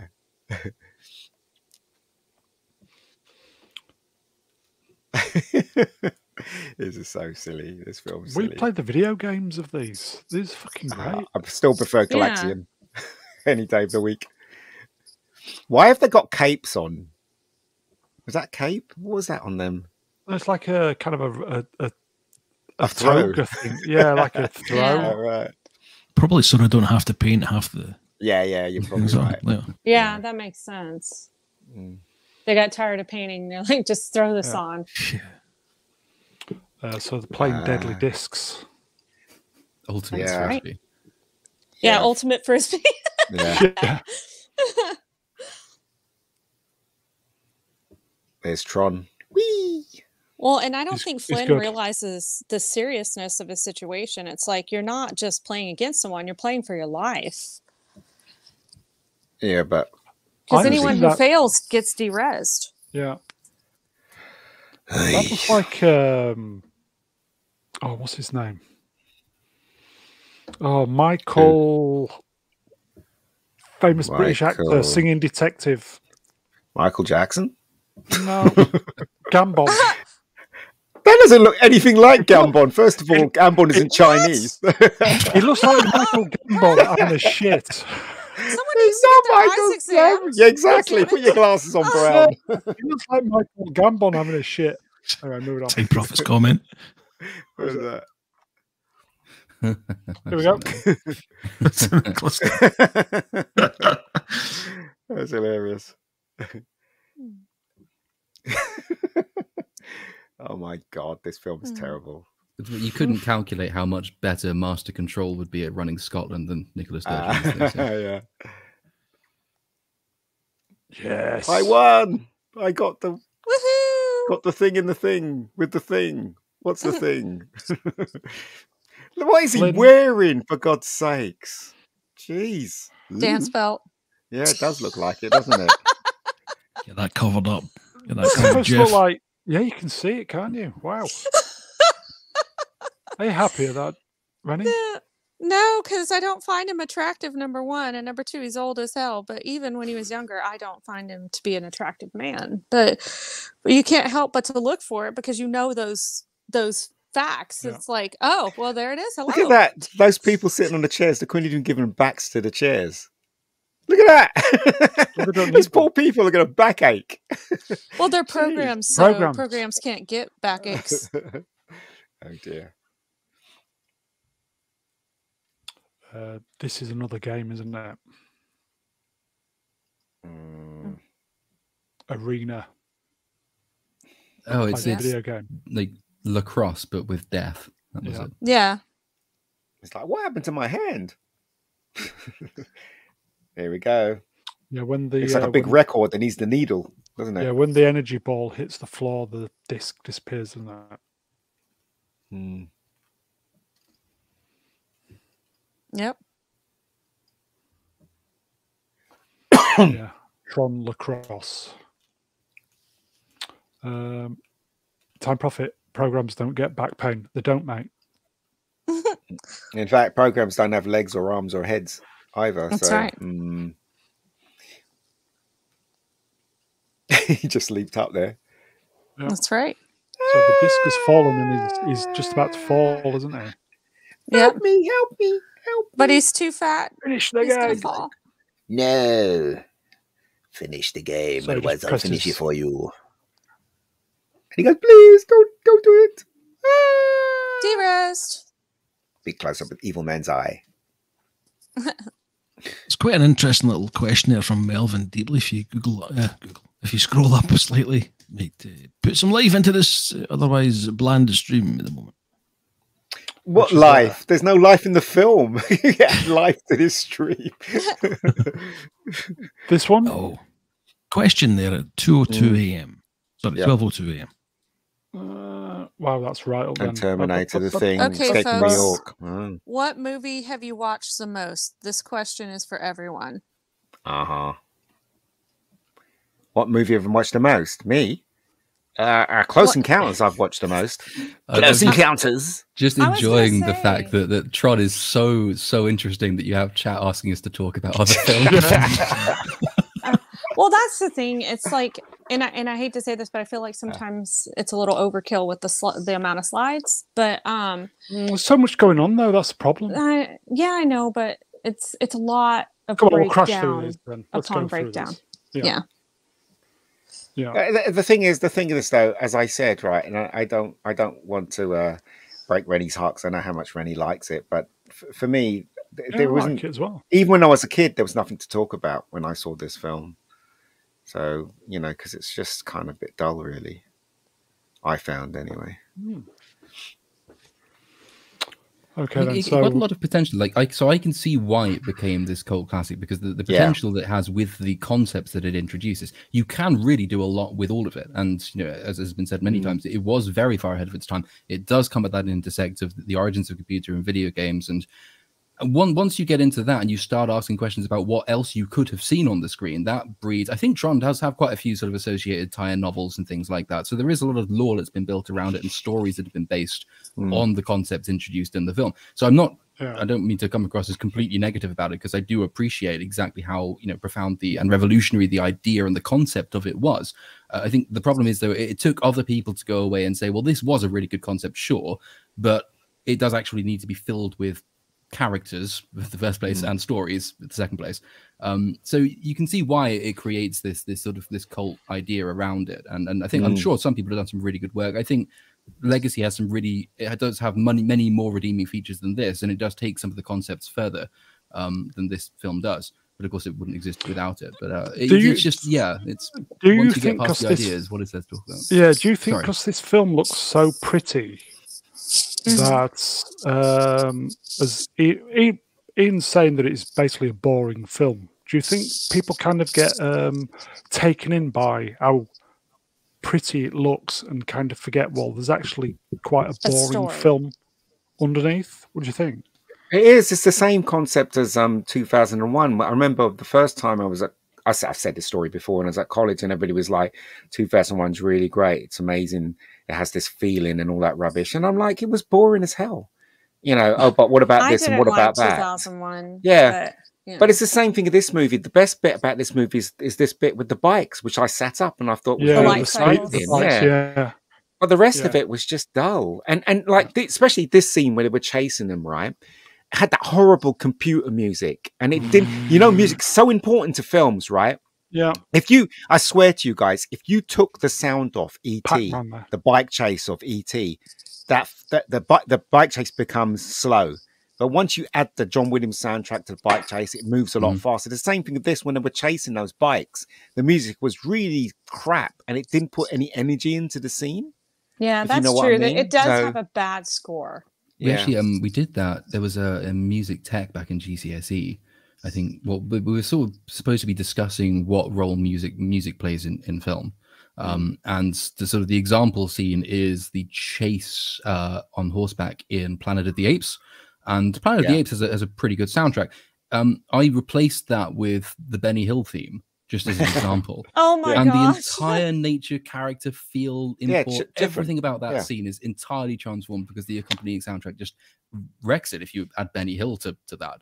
And it's sort of the same with this. Again, I think I said it earlier on. It's a really experimental digital soundtrack. And again, you can learn lots of lessons from that, but that's inventive and it's not innovative, which means it's not actually appreciable by the audience the film is designed to please. So it does things, but it's proof of concept, not an actual sort of. And in the chat there was Pac-Man, yes. Time Profits 2001 was also a masterpiece. This is the trouble with the younger people. They've got no attention span. I'm sorry, Time Prophet. I'm not young. I am not young. Agree and disagree with Time Prophet because I'm the youngest one on the stream and I'm the only one who loves 2001. So it doesn't quite work that way. No, I like 2001. Oh, okay. Okay, so this is where the guys have escaped off the grid and the tank programs are going after them. Light cycles. Yeah. And the tanks that actually fire. Yeah. Are firing at them. Because he convinces Ram and I forget the other guy's name to go along. And they're pretty rubbish because they're like stormtroopers. They just can't hit anything. Well, but like, okay, so that argument is really interesting, right? Because if you watch like the original Star Wars, aka A New Hope, like Obi-Wan Kenobi actually states about the whole thing about accuracy. Yeah. So, but then, there's this running joke of them being inaccurate. So it's just really weird. It's very contradictory. The only reason they're inaccurate in A New Hope on the Death Star is because they're told to be, so Han, Luke, and Leia can escape, so they can track them to Yavin. And then that sort of became this meme afterwards that stormtroopers are always inaccurate. But no, that was never supposed to be a thing. No, it wasn't. You're right. Exactly. They were pretty accurate in the very start of A New Hope. Yes. Someone went through and counted all of them and looked up. It's only because of the plot armor of later episodes it tends to come about. BrainSync in the chat, they spent all the money on the effects. The music suffered from it. No, absolutely. I think what it was the tone of that time. As I said, if you look at the Black Hole and you look at this film, they very much they very much match each other. I mean, the Black Hole, a fantastic soundtrack by John Barry. John Barry, yes. Yeah, it was fantastic. That's the only thing that lifted the film because as a whole, Black Hole suffered because of the script wasn't very good. Same thing with this. The script is bad. Special effects are pretty good for its time.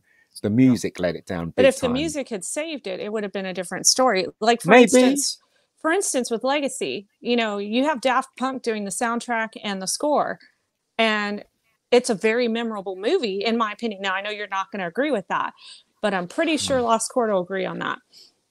But it's a very memorable movie, and because of the effects and because of the music that is just so enrapturing, you know, it's not a bad film. I don't ever remember it being a bad film, and I enjoy it every time I see it.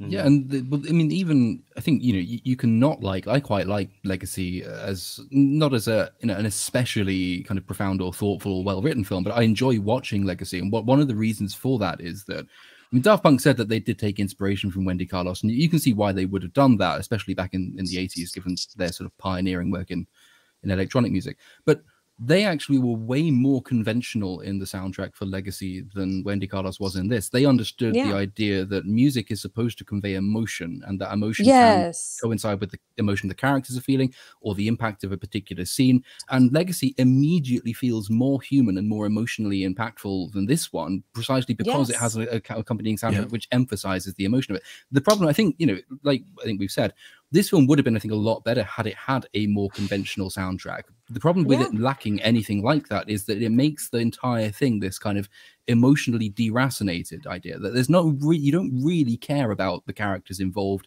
in the computer world or even in the real world, because the film doesn't really want you to. It's not very interested in the emotional side of what they're doing.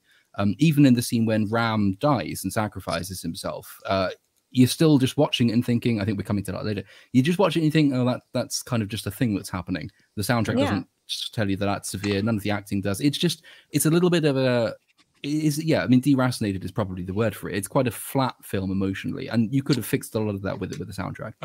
This film was ahead of the curve on many aspects. Z3PO, the soundtrack for Tron was written by pioneer electronic musician Wendy Carlos, who was born Walter Carlos and was one of the first trans composers. A film of many firsts. He wasn't joking? He was serious? Yeah, serious. Oh, I didn't know that. Okay, so that is the MCP Tower. And hold on, Brian wants to say something. Go, Brian. Leisure, bro. For fuck's sake, leisure, bro. Just think, you know, I'm thinking about your price-wise and that. Vince DiCola was doing good stuff around about that sort of time. Indeed. As well, if you think about it, he did he managed to make Unicron from the Transformers movie look really menacing just by the themes and his compositions. I don't know why they didn't use something like him, because his was still electronic music that he was using. I think he would have fitted in perfectly for this film, would have given it a bit more something that it was missing.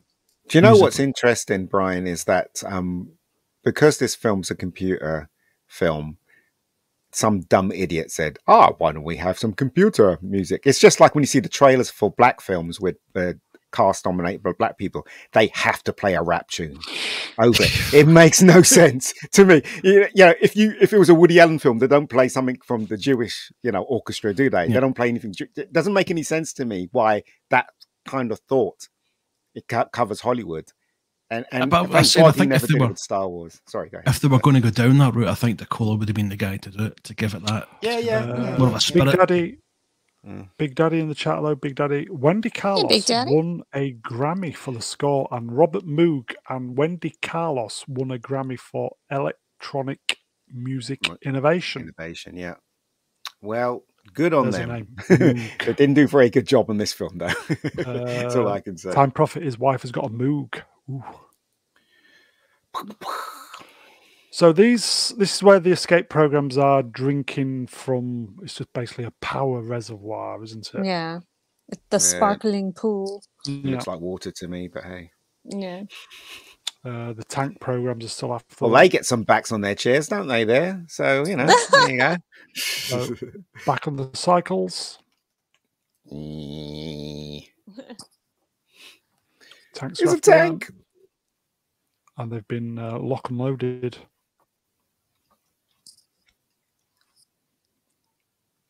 This was where the cycles start. They weren't doing 90 degrees now, were they? It was only on the grid they did 90 degrees. Yeah. And they've been hit. Very cartoonish.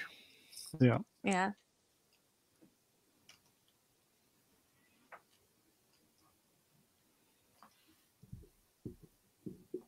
I can imagine watching this on mind-altering substances.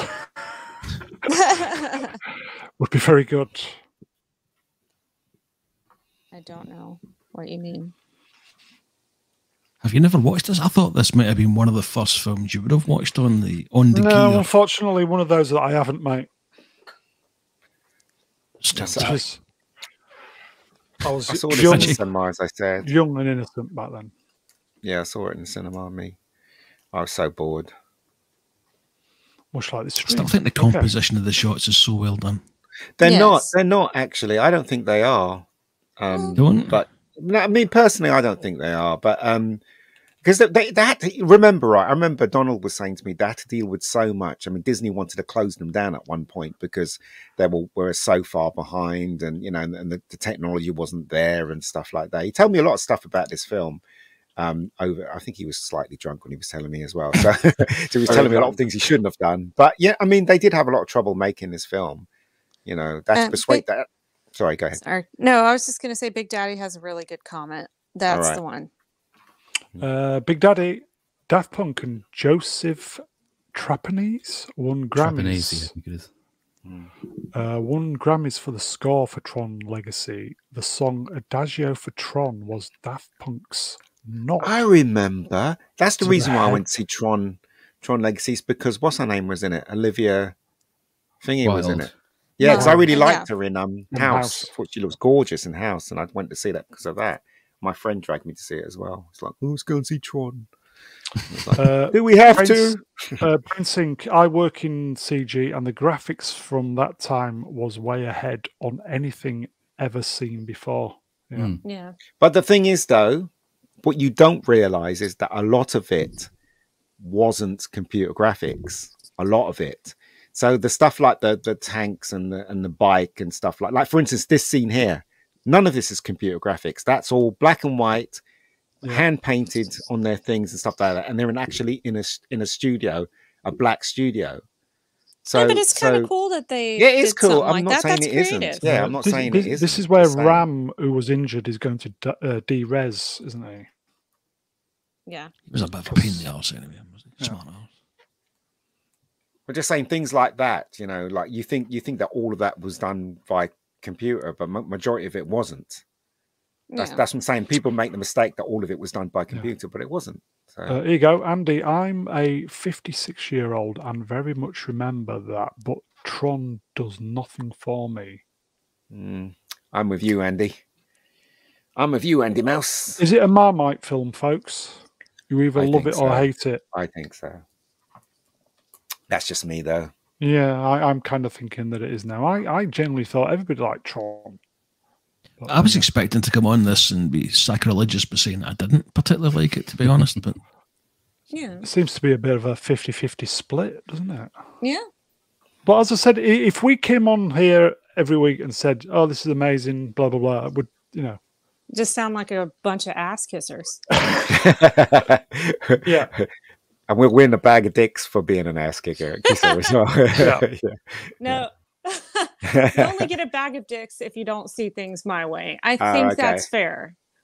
Well, from my point of view. Put me down for a bag of dicks then. But this is where Jeff Bridges is reassembling the recognizer. Yeah. Yeah. And Ram goes, "You shouldn't be able to do that." He's like, "But I can because I'm a user, motherfucker." No, he's a human. Yeah. Yeah. And then the leg falls off. More reason one. Yeah. So he's on his journey back, going towards the tower. They're all trying to get to the tower. Rapunzel, the tower. Yeah, and Ram, he's got falling apart. Red teeth. Yeah, he's de-resing. Yep. Goodbye, everybody. Tell my wife I love her. Stream is rubbish. I think Time Prophet said earlier that you're not supposed to care about these characters because you wouldn't care, for example, about a video game character like Pac-Man. But the point of this film is that you are supposed to care about them. Yeah. The whole point of Tron is that you're supposed to inhabit this world as though it were real. The programs do have personality, and that entire scene is designed to try and the payoff for that scene is that they all have faith, a very human quality, in the existence of the users, which they are all told do not exist, and the master control program will de-res you if you say that they do exist. Yes. They have a kind of religion, and Tron Legacy brings in the faith and the spirituality aspect of this much more than this film does. But when Ram dies, he gets to see at the last that he was right to have faith. That is supposed to be an emotionally impactful scene, because they're not just computer programs. They are not just video game characters that you don't give a shit about. It is supposed to be humanizing them. That's the whole point of the scene and the setup and the payoff. The problem is, though, that you don't care about them. So that's, I would say, a fault in the film for not doing what it was clearly trying to do, as opposed to it correctly not trying to humanize non-human characters. It was trying to humanize them. It's just a script. Well the script was badly written. That's all. As I said, there was no care about making you care about the characters. It was just all focusing on the special effects. Like, it's a film of its time, isn't it? So, Andy Mouse, yeah, this is very refreshing. Several points of view. Yeah. Maybe we should do that in future. Should what? Instead of doing it, oh, don't talk to me about that. I actually really don't like Back to the Future, so we could do that and have a split of opinion. We did it already. We did that with some wanker, but yeah. So other channels are still going on about the stream even a year later. Oh, good. Yeah, names. I think I know who you mean. Sheep fuckers. Sorry, moving on. Back to the Future. So. Is he trying to take her hat off there? Yeah. No. Yeah. It's so you. They're escaping the control ship.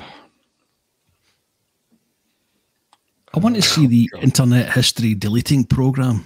Just all kinds of traumatized, alcoholic, fucking.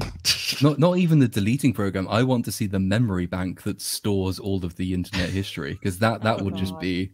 Yeah. Theoretically, there is an entire section of the Tron universe which is just dedicated to child porn, for example.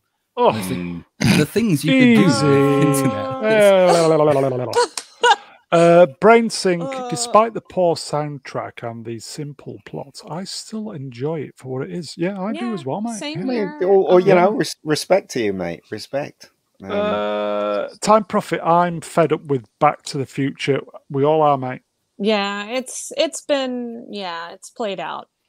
I love Back to the Future. I can talk about that film all day, every day. I don't want to do a stream on it all, every single day of the year.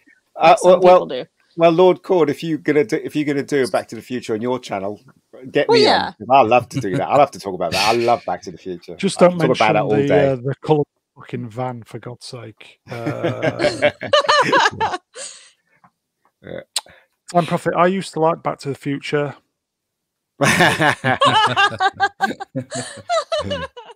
Back to the Future 2 was my favourite out of the 3, and literally that stream that we did with some of the things that Ian said, I realised, I went, oh God, it's wrong in so many different ways. And See, I had to blow it out of the water. Now number one's the best.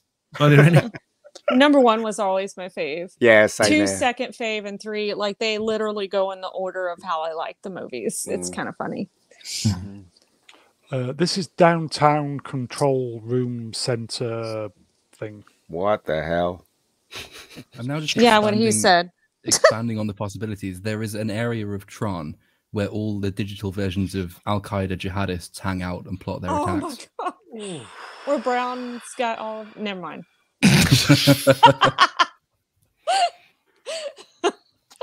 It's scary, It's scary to know that there's somebody out there, a super hacker that knows everything about you.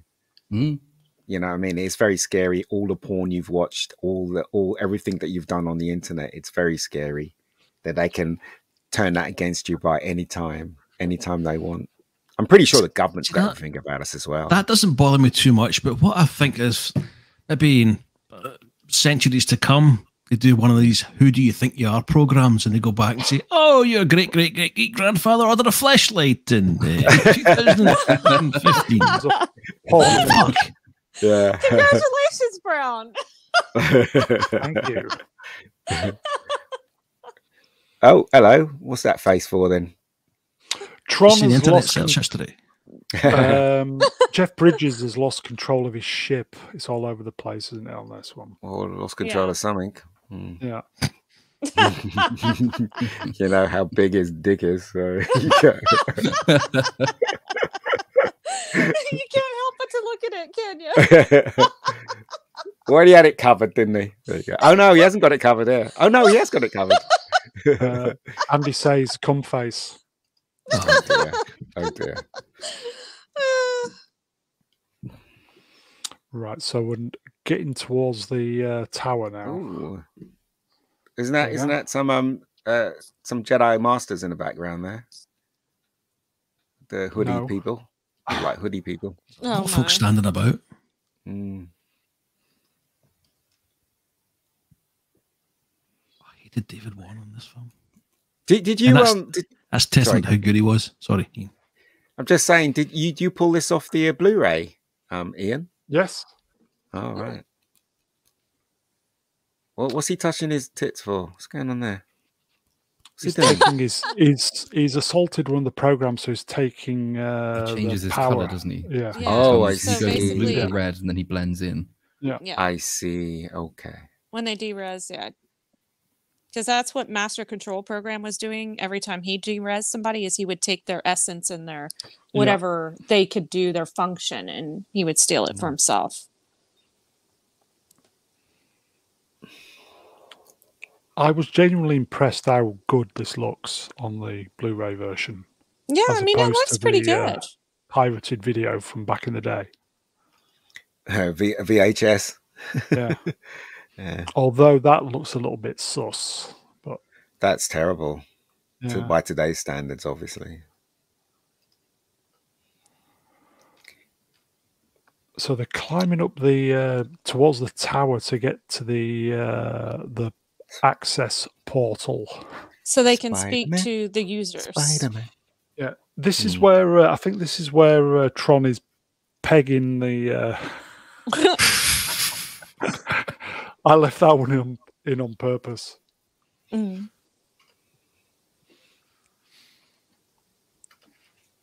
I think we'll get. Is it the Bernard character? One of the original creators is coming up. Yeah, he's in this weird like costume that's like Bernard. huge. Yeah, Bernard. Weird. Americans say Bernard. I don't know why, but well, because there's an A. It's not BERNERD. It's BERNARD. It says Bernard. It's Bernard. Whatever. Bernard. We create English. We perfected it though. Look at that hat. Yeah. See, look, he's got like these big old man boobs and this like weird hat, and it's very encompassing. Small hands though. There you go. Looks like he's got a huge knob coming off his head. And it's a kids film as well. This is the exciting film critique you come for. Yeah, that's weird. Cock on the head. It's not good, is it? It actually is. So this bit of the film, I don't think I've ever seen this bit of the film and paid attention to it. So this is the first time I've noticed that he actually does have, quite obviously, a dripping penis on his forehead. It's quite detailed as well. That's another dick to add to the bag. His bag. Does it have made in Texas? I can't unsee it now. That's really annoying. Yeah. I know, look at it. It's a pair of boobies and a huge schlong on the top. Wanger. Crazy, isn't it? It's absolutely crazy. No wonder he's so angry. Yeah. So Sark's boys are trying to get in. Yeah. Under arrest Tron and Yori. Yeah. Cannot let them get away with talking to the users. Because he's going to try and he has to insert the disc into the main thingy, whatever it's called. Well, once he talks, once he puts it in that, like, whatever, that light stream or whatever to talk to Alan, then he finds out he has to get it into the main hub of Master Control Program. Yeah. So now they're trying to break down the door to gain access. There he goes. Yep. Yeah. With his frisbee. That's right. Franco, it's Dick, Tits, Boys and Girls. That's the Disney way. Well, earlier Franco said that he looked like a Monty Python character, so his name has to be Big as Dickus. Oh, that's right. Very good. Anyone else fancy a little giggle? My. There he goes. He's calling Alan. Frisbee. IO Tower. My Frisbee. Oh, I like your tits, young man. Old man. Your boobies are bigger than my boobies. Yeah, exactly. I zip file there. This is the MCP. Well, Alan's showing him what he needs to do to the MCP, but yeah. Because MCP is like this huge red thing, but yeah. Which, if anybody ever watches South Park, yes, and you know the character Moses, this is exactly where they got Moses from as a master control program. Yep, Moses. South Park did it better. Yes. That really does look like a penis, doesn't it? Oh, stop. Brown, why are you so obsessed with dicks? Wow. You even mentioned Jeff Bridges a couple times. No, it's you. No, pretty sure that was you that mentioned it first. He's hiding something. Brown, isn't he? You got him pegged. Here we go. Stormtroopers at the ready. And what's the point in having those sticks? Oh, there's those zappy sticks, aren't they? Yeah, they shock sticks. people, I think. Yeah. Zappy sticks. They do look stupid, though, don't they? In that costume. Yeah, they like bulked him up, I guess, to make him look intimidating. That's the only thing I could think of. What happens if he wants to go for a pee? That guy, oh my God. You just go in the costume. But he's a program. He doesn't need to pee. Have you not been paying attention here? Yeah. That's a big window. Yeah, so this is the kind of sail ship, isn't it? They're trying to board. Yeah. Solar Sailor. Yeah. Yeah, Solar Sailor. Thank you. Which is similar to the one in Count Dooku, Attack of the Clones. Yeah, but that's where they got the inspiration. This came out first. Yeah. And Star Trek uses it again. This most recent series, they've got one to. Oh yeah. Look at that matting around that guy. It's terrible. At least I could correct that in Blu-ray. Matte lines. Loads of matte lines. They did to a point. Was it not an awful lot worse than that? I seem to remember the VHS being. That's because the VHS picture was bad. You couldn't see it. No, I've seen other versions. It just all right. I've seen bits of other versions. I guess these programs have never seen a sunset, I guess. Yeah. I remember reading articles about this back in the day, that this was like state-of-the-art computer graphics just on this one scene. Well, Last Starfighter beat it, though, didn't it? That was 2 years later, yes. Yeah. In the chat, Isaac Long Blackcock. I wish I could buy outfits like these off the peg. We all do, mate. Which one is it? Which one's he talking about? The one with the big dick in the head? All of them. All of them. I see. Okay. That must have been uncomfortable to wear, that hat thing that guy's wearing there, that David's wearing. Is the costume design good, folks? What do you think? I mean, I like it, but, you know. I think everything apart from that helmet looks pretty decent. But I think the reason they give him that is to make him look like an authority. So he has to have a different headpiece and, you know, all that stuff. And the overall design work, I mean, it is iconic. That you know instantly that it is Tron. No one else has ever done anything quite like this in terms of design work. Tron is such a distinctive look.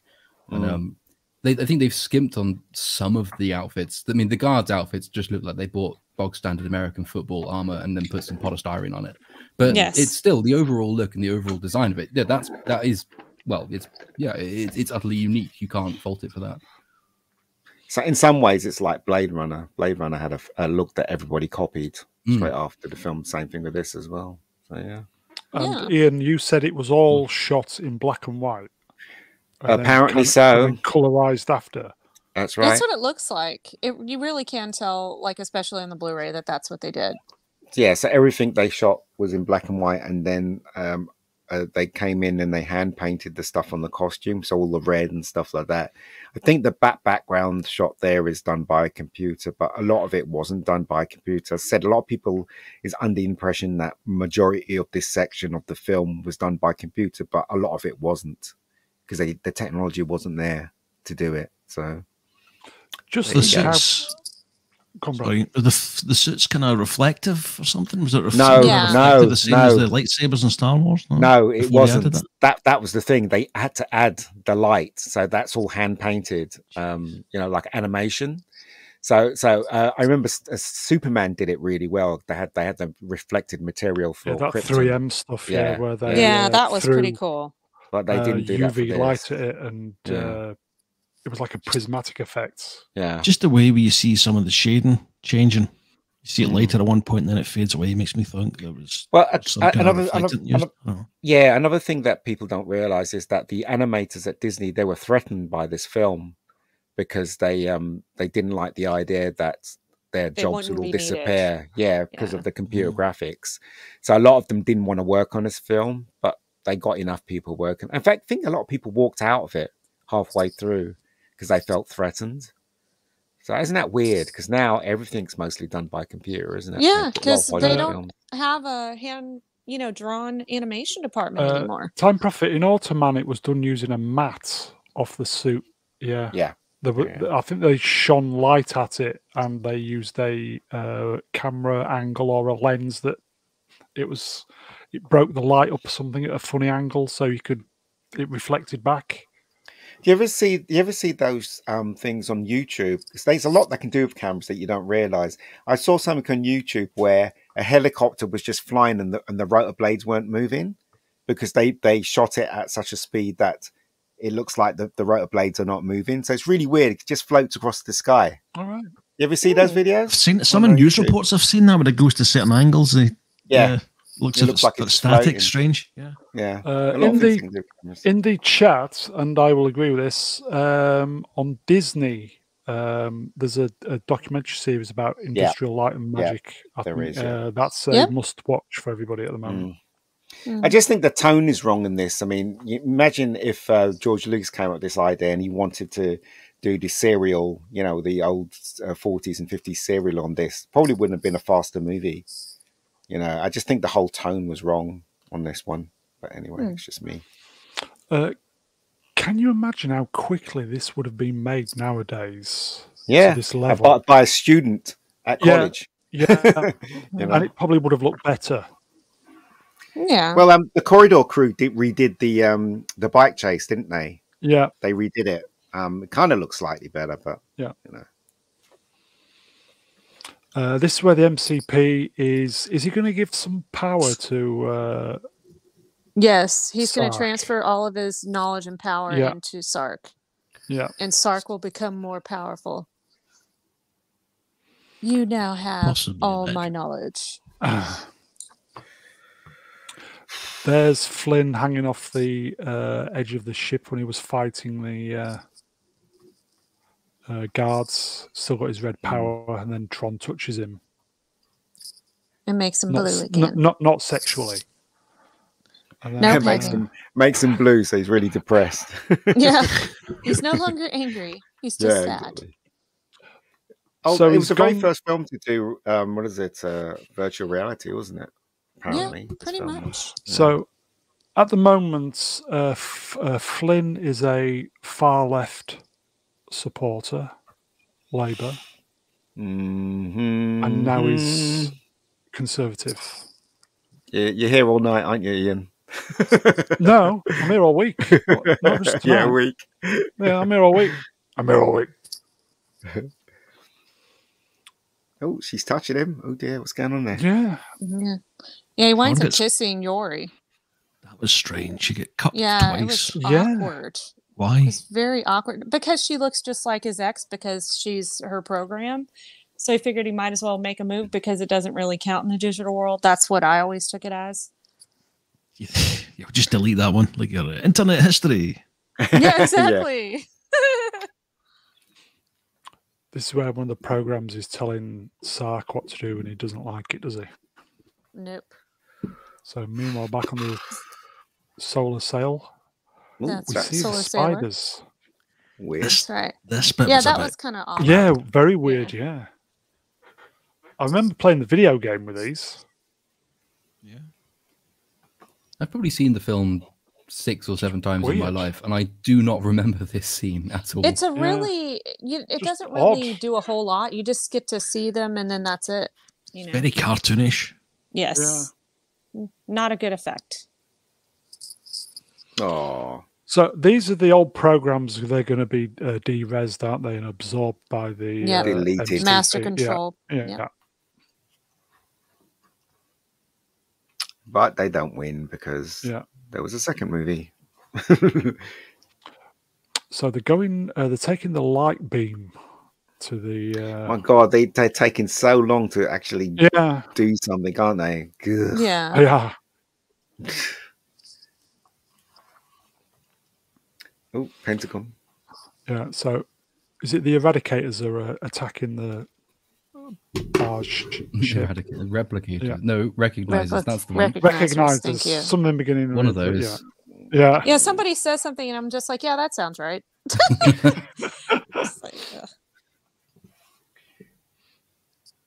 So who was the hero of this film? I'm confused. Was it Jeff Bridges or what's his name? Or was it Tron?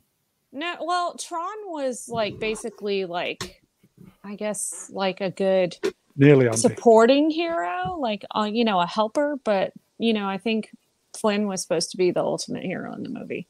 I see. Because especially what happens, once he gets back to the real world, he gets everything. So. In the chats, Melvin, I liked Jeff Bridges before he forgot how to talk. Yeah. Is it the years of chewing the backing? Yeah. Ooh, nice costume. Cute there. Won't be allowed today, though. No. Very depressed about that, Brown. Don't worry, November's in like less than 4 months. I actually feel like back then when I was watching this movie, I'm so bored. Speed it up. Speed it up, will you, Brown? I'm going just move it along. You lot talking.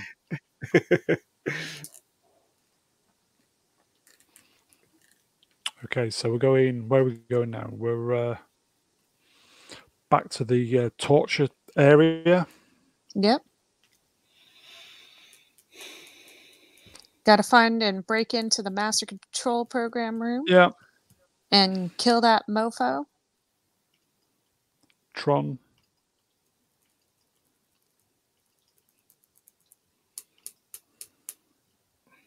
That's a cool shot. That's the main I/O tower, isn't it? What they're trying to reach.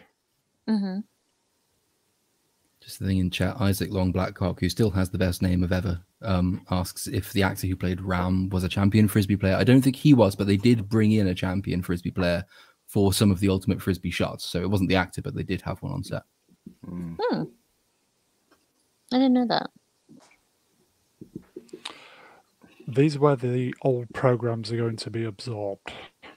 Yep.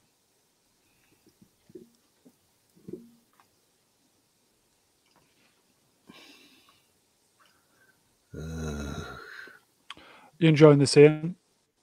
About this time, I was sleeping in my popcorn, I think, when I was a kid.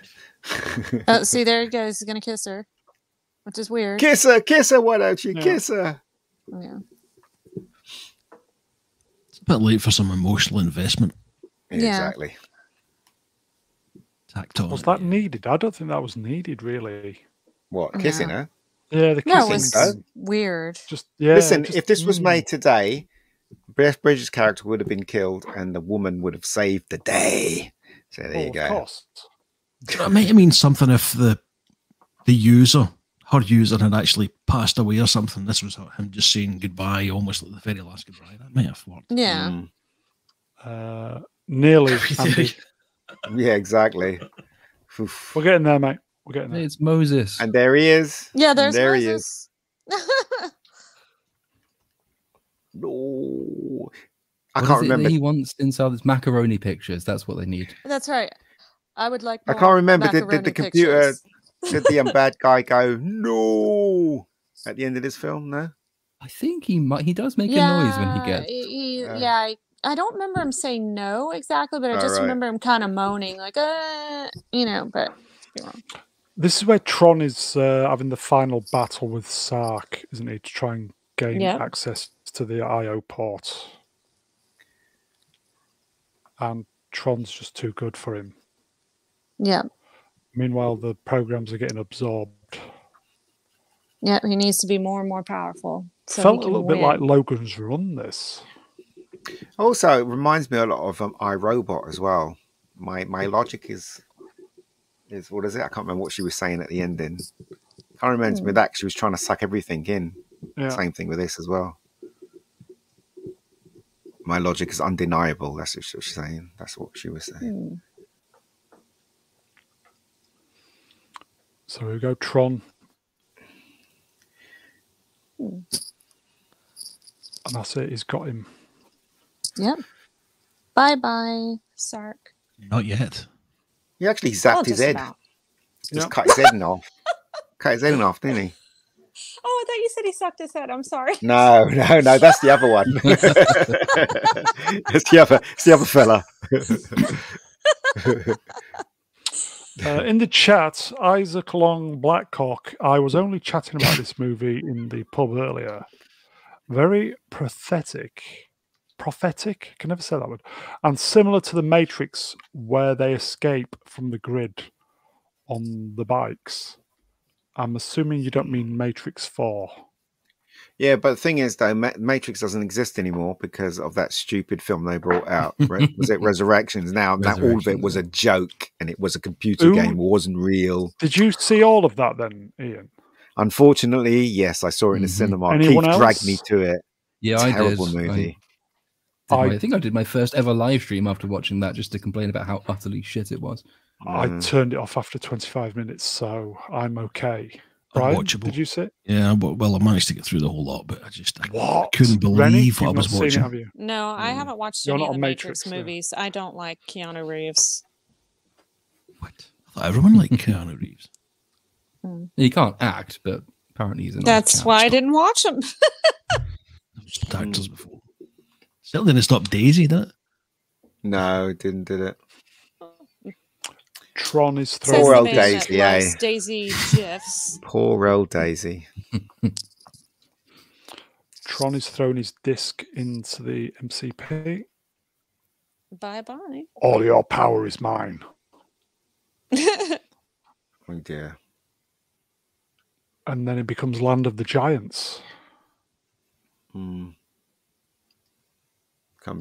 Ant-Man when he turns into Giant Man. My package is even bigger than Jeff's now. Yeah. Here's your complimentary dance belt. Yeah.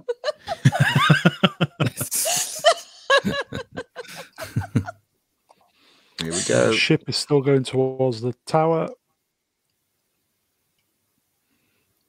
Yeah, it's got Captain America's bum there. Look at that. Yeah. I was just thinking that, but I thought, no, I'm not going to go there. Here we go. Rapey kiss. Yeah. It's not a rapey kiss. It's one of those romantic bits in this film, which I don't remember because I fell asleep halfway through. I don't remember any of this. Nor do I. Is it a director's cut? Is it a rapey kiss now? It's not. How is he raping her when he's just kissing her? What are you talking about? She didn't really seem to be into it until he kissed her. But yeah, when he went in for it, it's like, no. But yeah. I covered her nice hair with that stupid cap on her head. What's that all about? Time Prophet, I really wanted David Warner to be in Tron 3, but it will never happen. Yeah, they dicked about, didn't they? Well, it's a Disney movie. They can always digitally put him in. So you never know. I guess. You have to get permission off his family, though. You have to get permission off his family and stuff. So. Like they did with Peter Cushing on the Star Wars film. Mm-hmm. That was Rogue One, wasn't it? Yeah. When you look at it now, though, you just go, it doesn't work. But when I saw it in the cinema, I thought, wow, it's amazing. But now I look at it, I think, it really doesn't look real. Didn't somebody do a deep fake on YouTube of the cushion thing? It looks they do it better. They did it better. Yeah. It's one of those things because it didn't come out all that long after Tron Legacy did it with Jeff Bridges, but the improvement is just, I mean, it's like you can't even compare the two anymore. It's improving so quickly that you get to the point, even a year after the original version comes out, some YouTuber will be able to improve it just because the technology is moving forward so quickly. Yeah. Yes. This is where Flynn has jumped into the IO light source, hasn't he? Mm-hmm. In the chat, Isaac Long Blackcock, if you were transported into a computer room, would you shag a virtual person if she looked like her? I would. Fwa. Mm-hmm. Moving on. That's a big nose. Yeah. It is. He Look knows at those eyes. He's Look in at those trouble. eyes. The MCP is turning blue. Yep. It goes from being evil to being good. It's the background to the new Orion logo. Yeah. From Labour to Conservative folks. You still on that joke, Ian? I'm persevering with it, yes. Ben likes it. Ben's on mute. We're talking about exactly. That's why he likes it. Maybe he had a fart. Yeah, he probably did. Yeah. Probably did. Okay, so he's thrown the disc in, and yay! No. Isaac Long Blackcock is on top form tonight. I swear the MCP is Elon Musk's face. Probably is him. Look at those eyes. That's definitely him. That looks like Jar Jar Binks.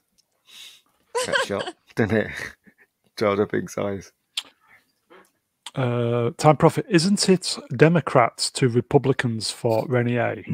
Yes. Yeah. Don't know. So blue would be Democrats, red would be Republicans. So.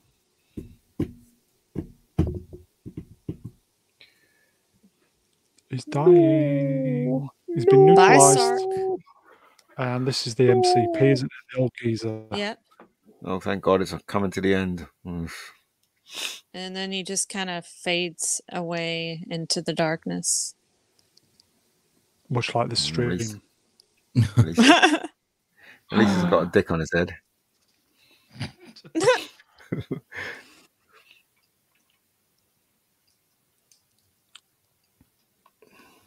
And everything's I wonder what those actors thought of when they read this script. That imagine all this. They were like, is this film going to be any good? We probably sold it with this is a very futuristic idea. And it's like, oh, that's cool. We can, be the pioneers of this. And probably said, you remember Star Wars, how that changed history? Well, we're going to do the same thing. And boy, were they wrong. Changing history now, folks. And the golden light of Flynn is spreading through the system. Yeah. If you're going to spread something, you might as well spread thin. More wonderful computer graphics for 1982. Oh, look at that. It's like a 1980s rock cover, isn't it? Mm-hmm. Yeah. ELO. Ian, do you like ELO?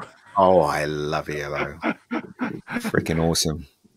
Jeff Lynne is a genius, but a lot of people don't recognize. A lot of people don't give him credit because he's done a lot of good stuff. He is. He's a proper. Yeah, he's incredible. He's a proper. And he's from Birmingham as well. Mm-hmm. He is.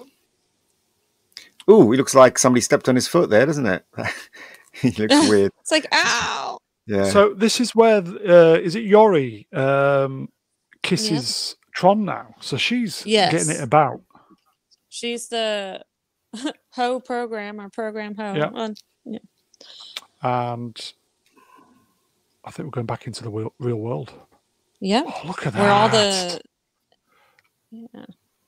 Time Prophet, look at that. Isn't it amazing? He's going to be reintegrated. Well, so they didn't dismantle the laser then? Nope. While he was stuck in that computer? No, because otherwise he wouldn't be able to come back. What a load of crap. Because they've hacked the program, this is where we find out that, yeah, Space Paranoids was indeed written by Kevin Flynn. Yeah, because it prints up all the evidence that Master Control program had. Which they could burn. Oh, this is fighting talk. Time Prophet in the chat. I don't think much of ELO. Each to their own. Each to their own. That's all I can say. Here he comes. David Warner, the lovely suit. When I was a kid, I always thought ELO were American, but they're not, are they? No, they're not. He's from Birmingham. Yeah. He's got a Birmingham accent as well, if you listen closely. Yeah. Dillinger, doesn't know what's going on yet. Just about to log on. Yeah, he went to sleep, he got up, and his whole world's been destroyed. Yeah, end of line. Yep. And he sits there going, shit, I have enough money in my bank account to retire now. Yeah. So meanwhile on the roof in the short future. Yeah, not too distant future. And now Flynn is CEO. CEO, and he's got that wonderful suit of his. Yeah. Yeah.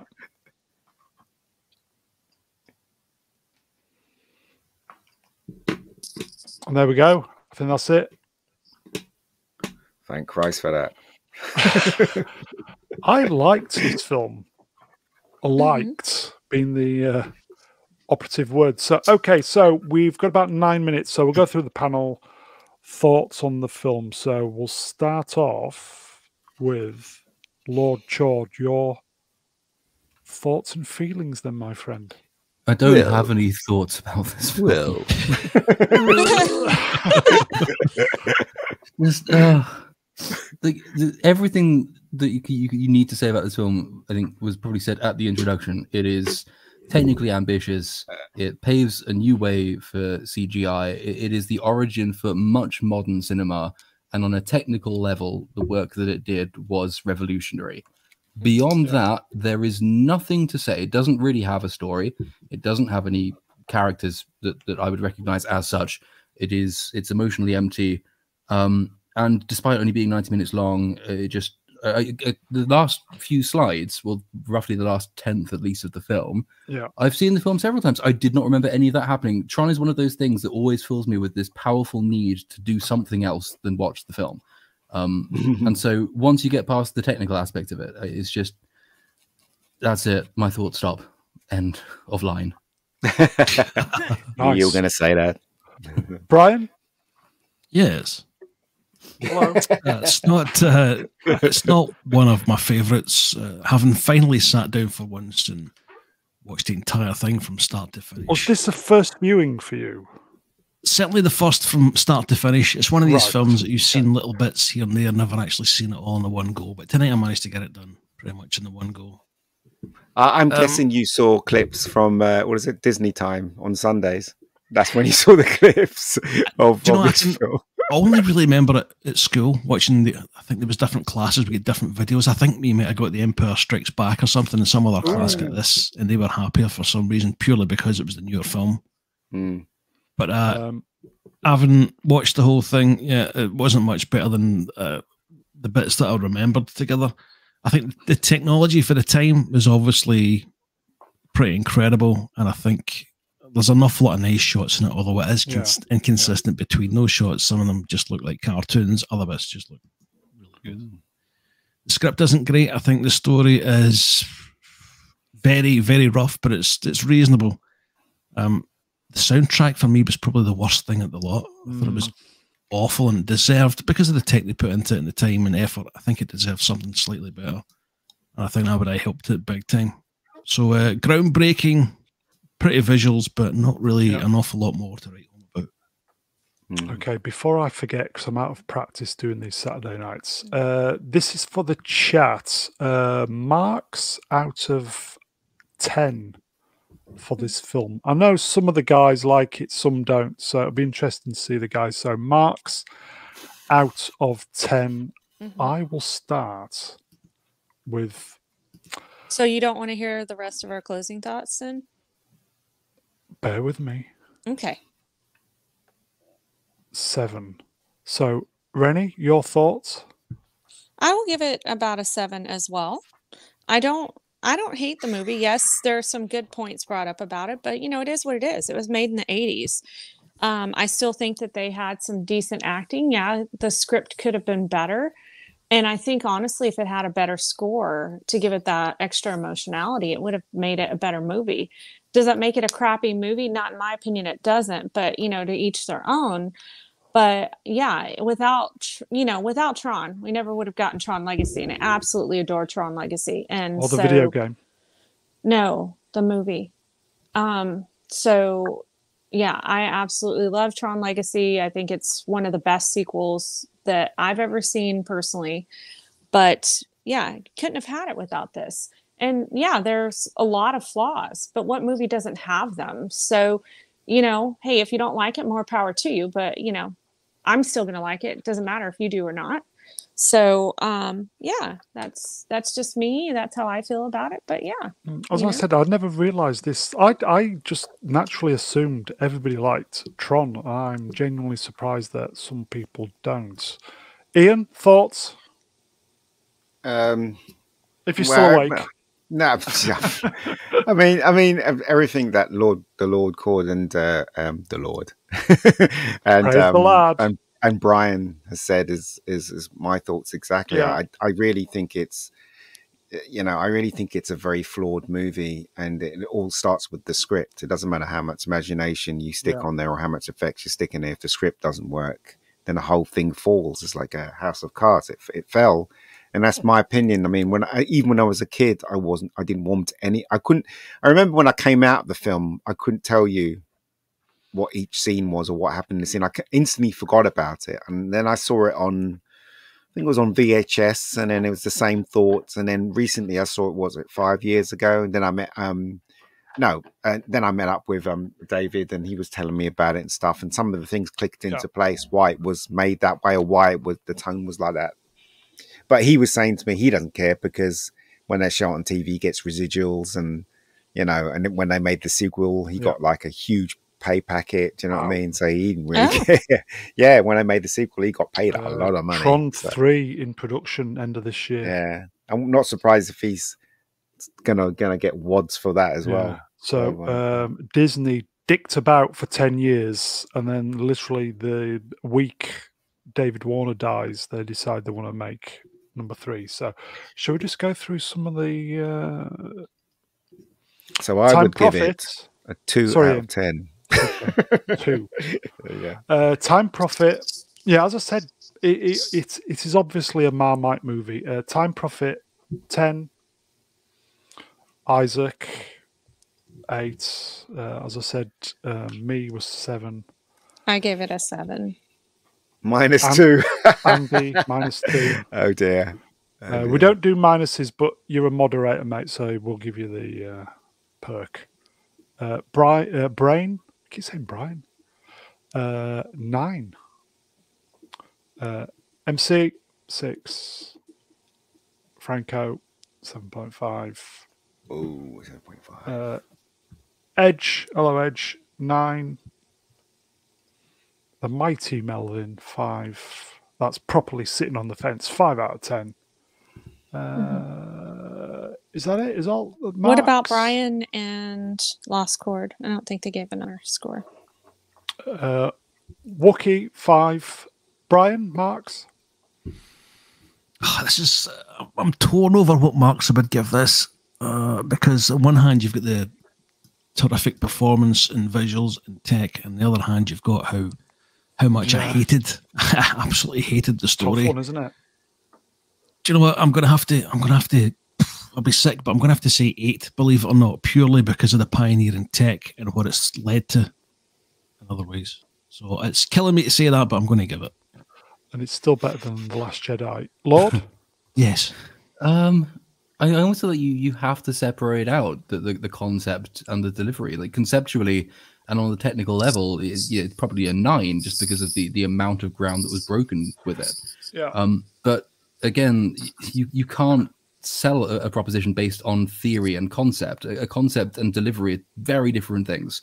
As a film, which has to include considerations of story, plot, character, emotion, I would give it a 2. I don't particularly hate it. It's just I always want to go away and do something else. It makes me tired, physically tired watching the film. But conceptually, absolutely a 9. Just as a film, as a 2, probably. Wow. Right. I think that is it. 2 hours 30. I consider that a result. I do apologise, boys and girls. I'm a little bit out of practice with the Saturday shows.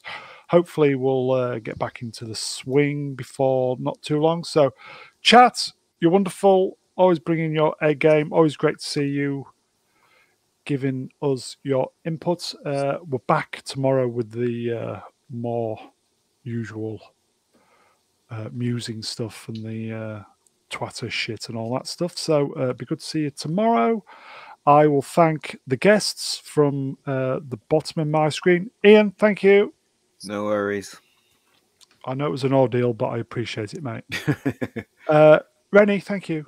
Yeah, thank you for asking, and I'm glad to be back on a Saturday, and it's good to be around all of you guys. So hopefully, good to hear your voice. Yeah, likewise. It is. We need to get back into the swing of doing these Saturdays because we should do For Your Eyes Only next week since. Ready to go. I just need to James Bond. chop the slides down, as it were. Roger. Brian, cheers, my friend. Thank you. Cheers, Bruin. Thanks very much for the invite. Cheers to my fellow guests, to the chat, and I think rest in peace to the great David Warner. Indeed. Brilliant actor. Andy, love you all, chat panel, especially Rennie. Thank you, Andy. And last but by no means least, he's offensively talented, but we love him. It's Lord Chord. Thank you as ever. Please get your dick out of Lord Chord's bottom, please. Stop trying to peg him, Brown. God. I respect the talent. I think so what it means is me, Rennie, and Brian are not talented at all, is it? No, you are talented. Talentless. We just don't have the subscribers. Absolutely. Oh, you went there. Yes. I will leave the final word to Brain Sync. Rest in peace, David Warner. Yeah. Take care, everybody. We'll see you tomorrow. Take care. Bye.